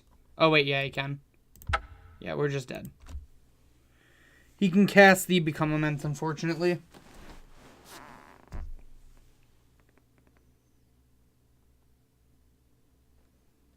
Was Blast Zone out there still? No, I only had 2 lands, right?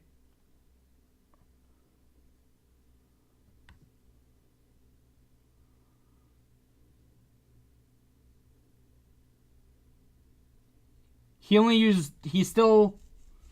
Oh, I took one of them. Shit. You're right. I was dumb. So Ugin potentially could have gotten us back in that game.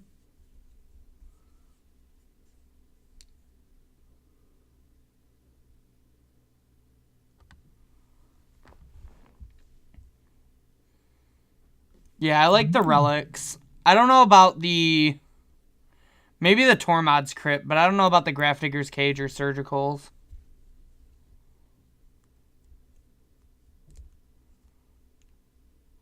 What do you think the Tormod's Crypt is better than?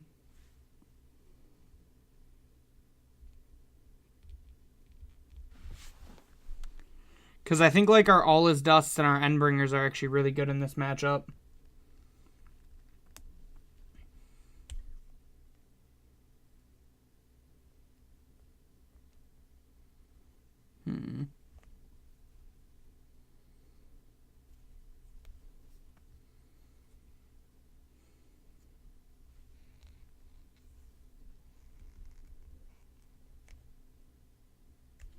Yeah, I think it stays as a wish.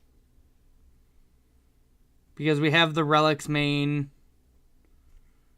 And we have the Crypt in the board. Plus all of our cards are pretty good at this point. We just have to not die. This hand unfortunately would let us die. So I think we have to mulligan. This hand plays a Chalice on 2 and then a Thought-Knot on 3, so I'm in.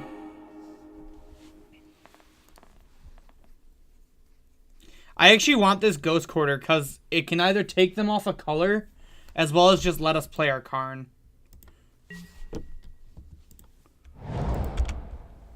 Just go Temple Pass.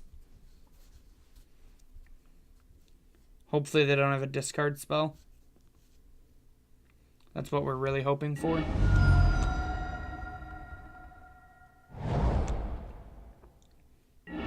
Don't Thoughtseize me, bro.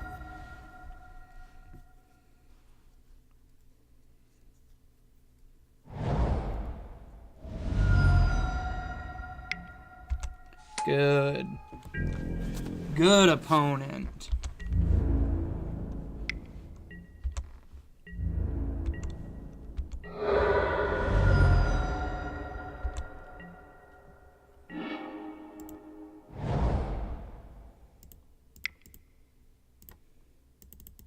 And Chalice for 1. Go ahead.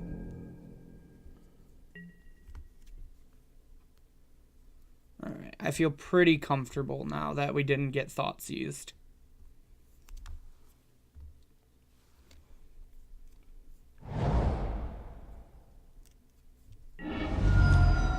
Okay.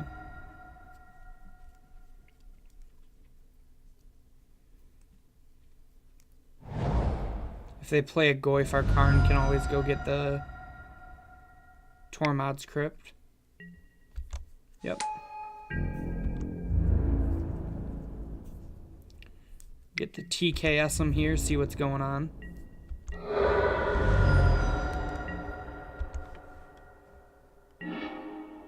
Ugin's not bad.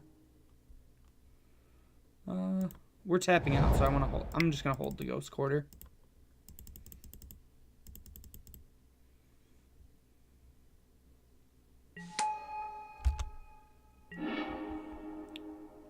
Another Goyf, Mutagenic Swift Spear, and I don't know what this card is.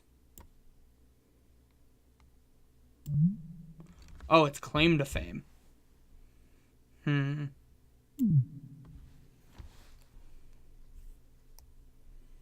we really care about the Goyf? Or do we care about the pseudo pump spell they can put in their graveyard?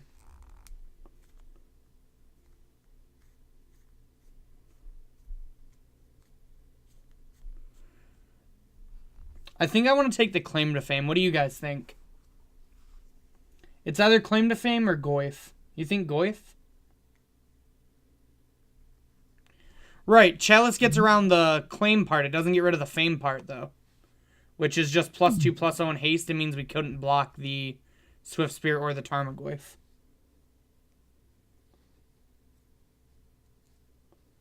I actually think the Claim to Fame is probably the correct choice, to be honest. Because we have answers to Goyf in our Tormod's Crypt. Yeah, we're going to take the Claim to Fame. The Goyf's only a 2/3 as is, unless he just throws something into it. And he'd have to throw 2 things into it, which I'm totally cool with.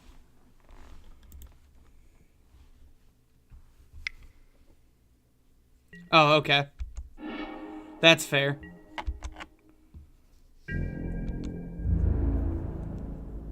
There's no instant. So I don't want to block Tarmogoyf. Gladly just take 4. Or 3, my bad. It's not bad.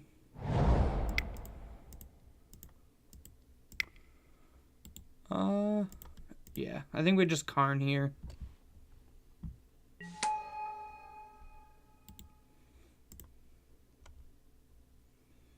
The price of Lattice is kind of crazy right now.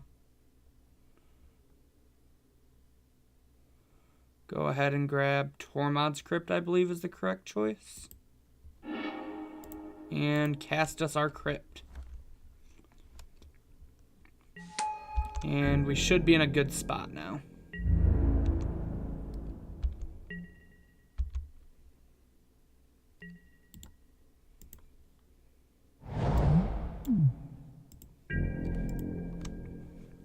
Okay, so I still know the 4 cards in their hand.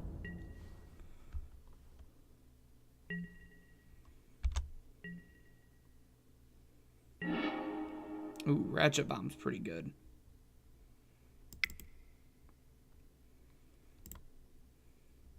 So I think I'm down to Ratchet Bomb. Then just play this Matter as Shaper out. And then just plus Karn with no target.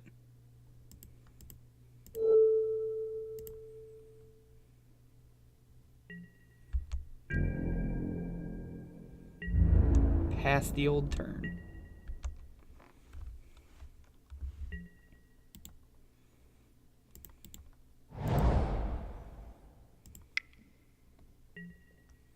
Yep, that's another Goyf.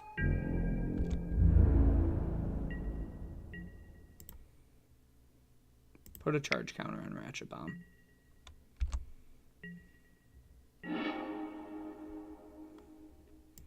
Just keep building up our board.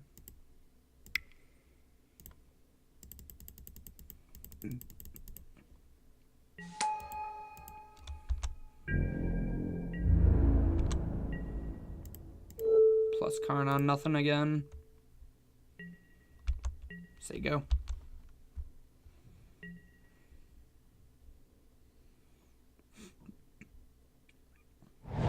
Yeah, I think Lattice is around like $45 last I seen.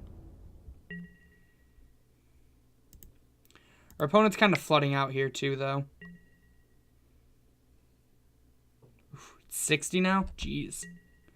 Thing just keeps on going up. It's like the stock market. And we did it, guys. We 4-1'd with Postless Post, also known as Eldrazi.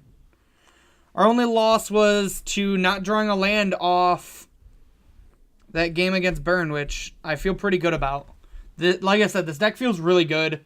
I went undefeated in the Swiss to top 8 the IQ, in which I gave my opponent the wins because he needed the points for the leaderboard. So I think the matchup would have been interesting against him. He was on the mono white Eldrazi deck. It was Tom. But yeah. So deck feels great. The Tormod's Crypt was super relevant. I'm really glad I made the Tormod's, the second Grafdigger's Cage into a Tormod's Crypt. The Batter's Skull was good. I'm still undecided about if or where I want a Wormcoil Engine. This main deck feels super solid. Again, only thing I'd maybe want is a second Dismember, but I just literally don't think there's room. The land base, I wouldn't change a single land in the deck. Everything has its purpose. And yeah, I think this deck is a very solid list. Yeah, the mono white Eldrazi and Taxes deck. Tom is actually the person that invented both that deck and the As Foretold Goryo's Vengeance Kiki Jiki deck. Tom's a really cool guy, and he's also a very good Magic player. So if you guys have any questions for me, feel free to put them in chat, and I will answer them here in a second. But first, I want to hop back on over here and tell you guys to check out momsbasementgames.tcgplayerpro.com. It is the one-stop shop for everything you'd need Magic-related products. If you're watching this on YouTube in the future, thank you again. Check down in that description box below for all the links I'm going to talk about. But also, you should tune into our Twitch stream sometimes. As well as all of you guys on Twitch and YouTube right now. Feel free to give us a like on Facebook, as well as a follow on Twitter at momsbasementmtg. And all of you guys on Twitch right now, thank you again for watching me. But I would also appreciate if you go back and watch all of our VODs on YouTube, where we have the best modern, standard, legacy, vintage, pauper, and commander content available. Lastly, but certainly not least, I would really appreciate it if you gave me a follow on Twitter. My Twitter is @RichardTMTG. I talk about Magic, memes, Rick and Morty, League of Legends, anything else you guys would like to talk about, as well as you can hear about our giveaway, which we're doing, which is a box of War of the Spark that I will be giving away on the 30th. Make sure to get into that giveaway. You give us a follow on Twitch. And if you would like any extra chances at the giveaway, you can also subscribe to our Twitch or donate to our Patreon for extra chances. So with all that being said, the only thing said in chat is unban Cloud Post, which is ridiculous. So I think we're going to call this a night. Thank you all for tuning in again. Once again, I was your host, Richie T, signing off.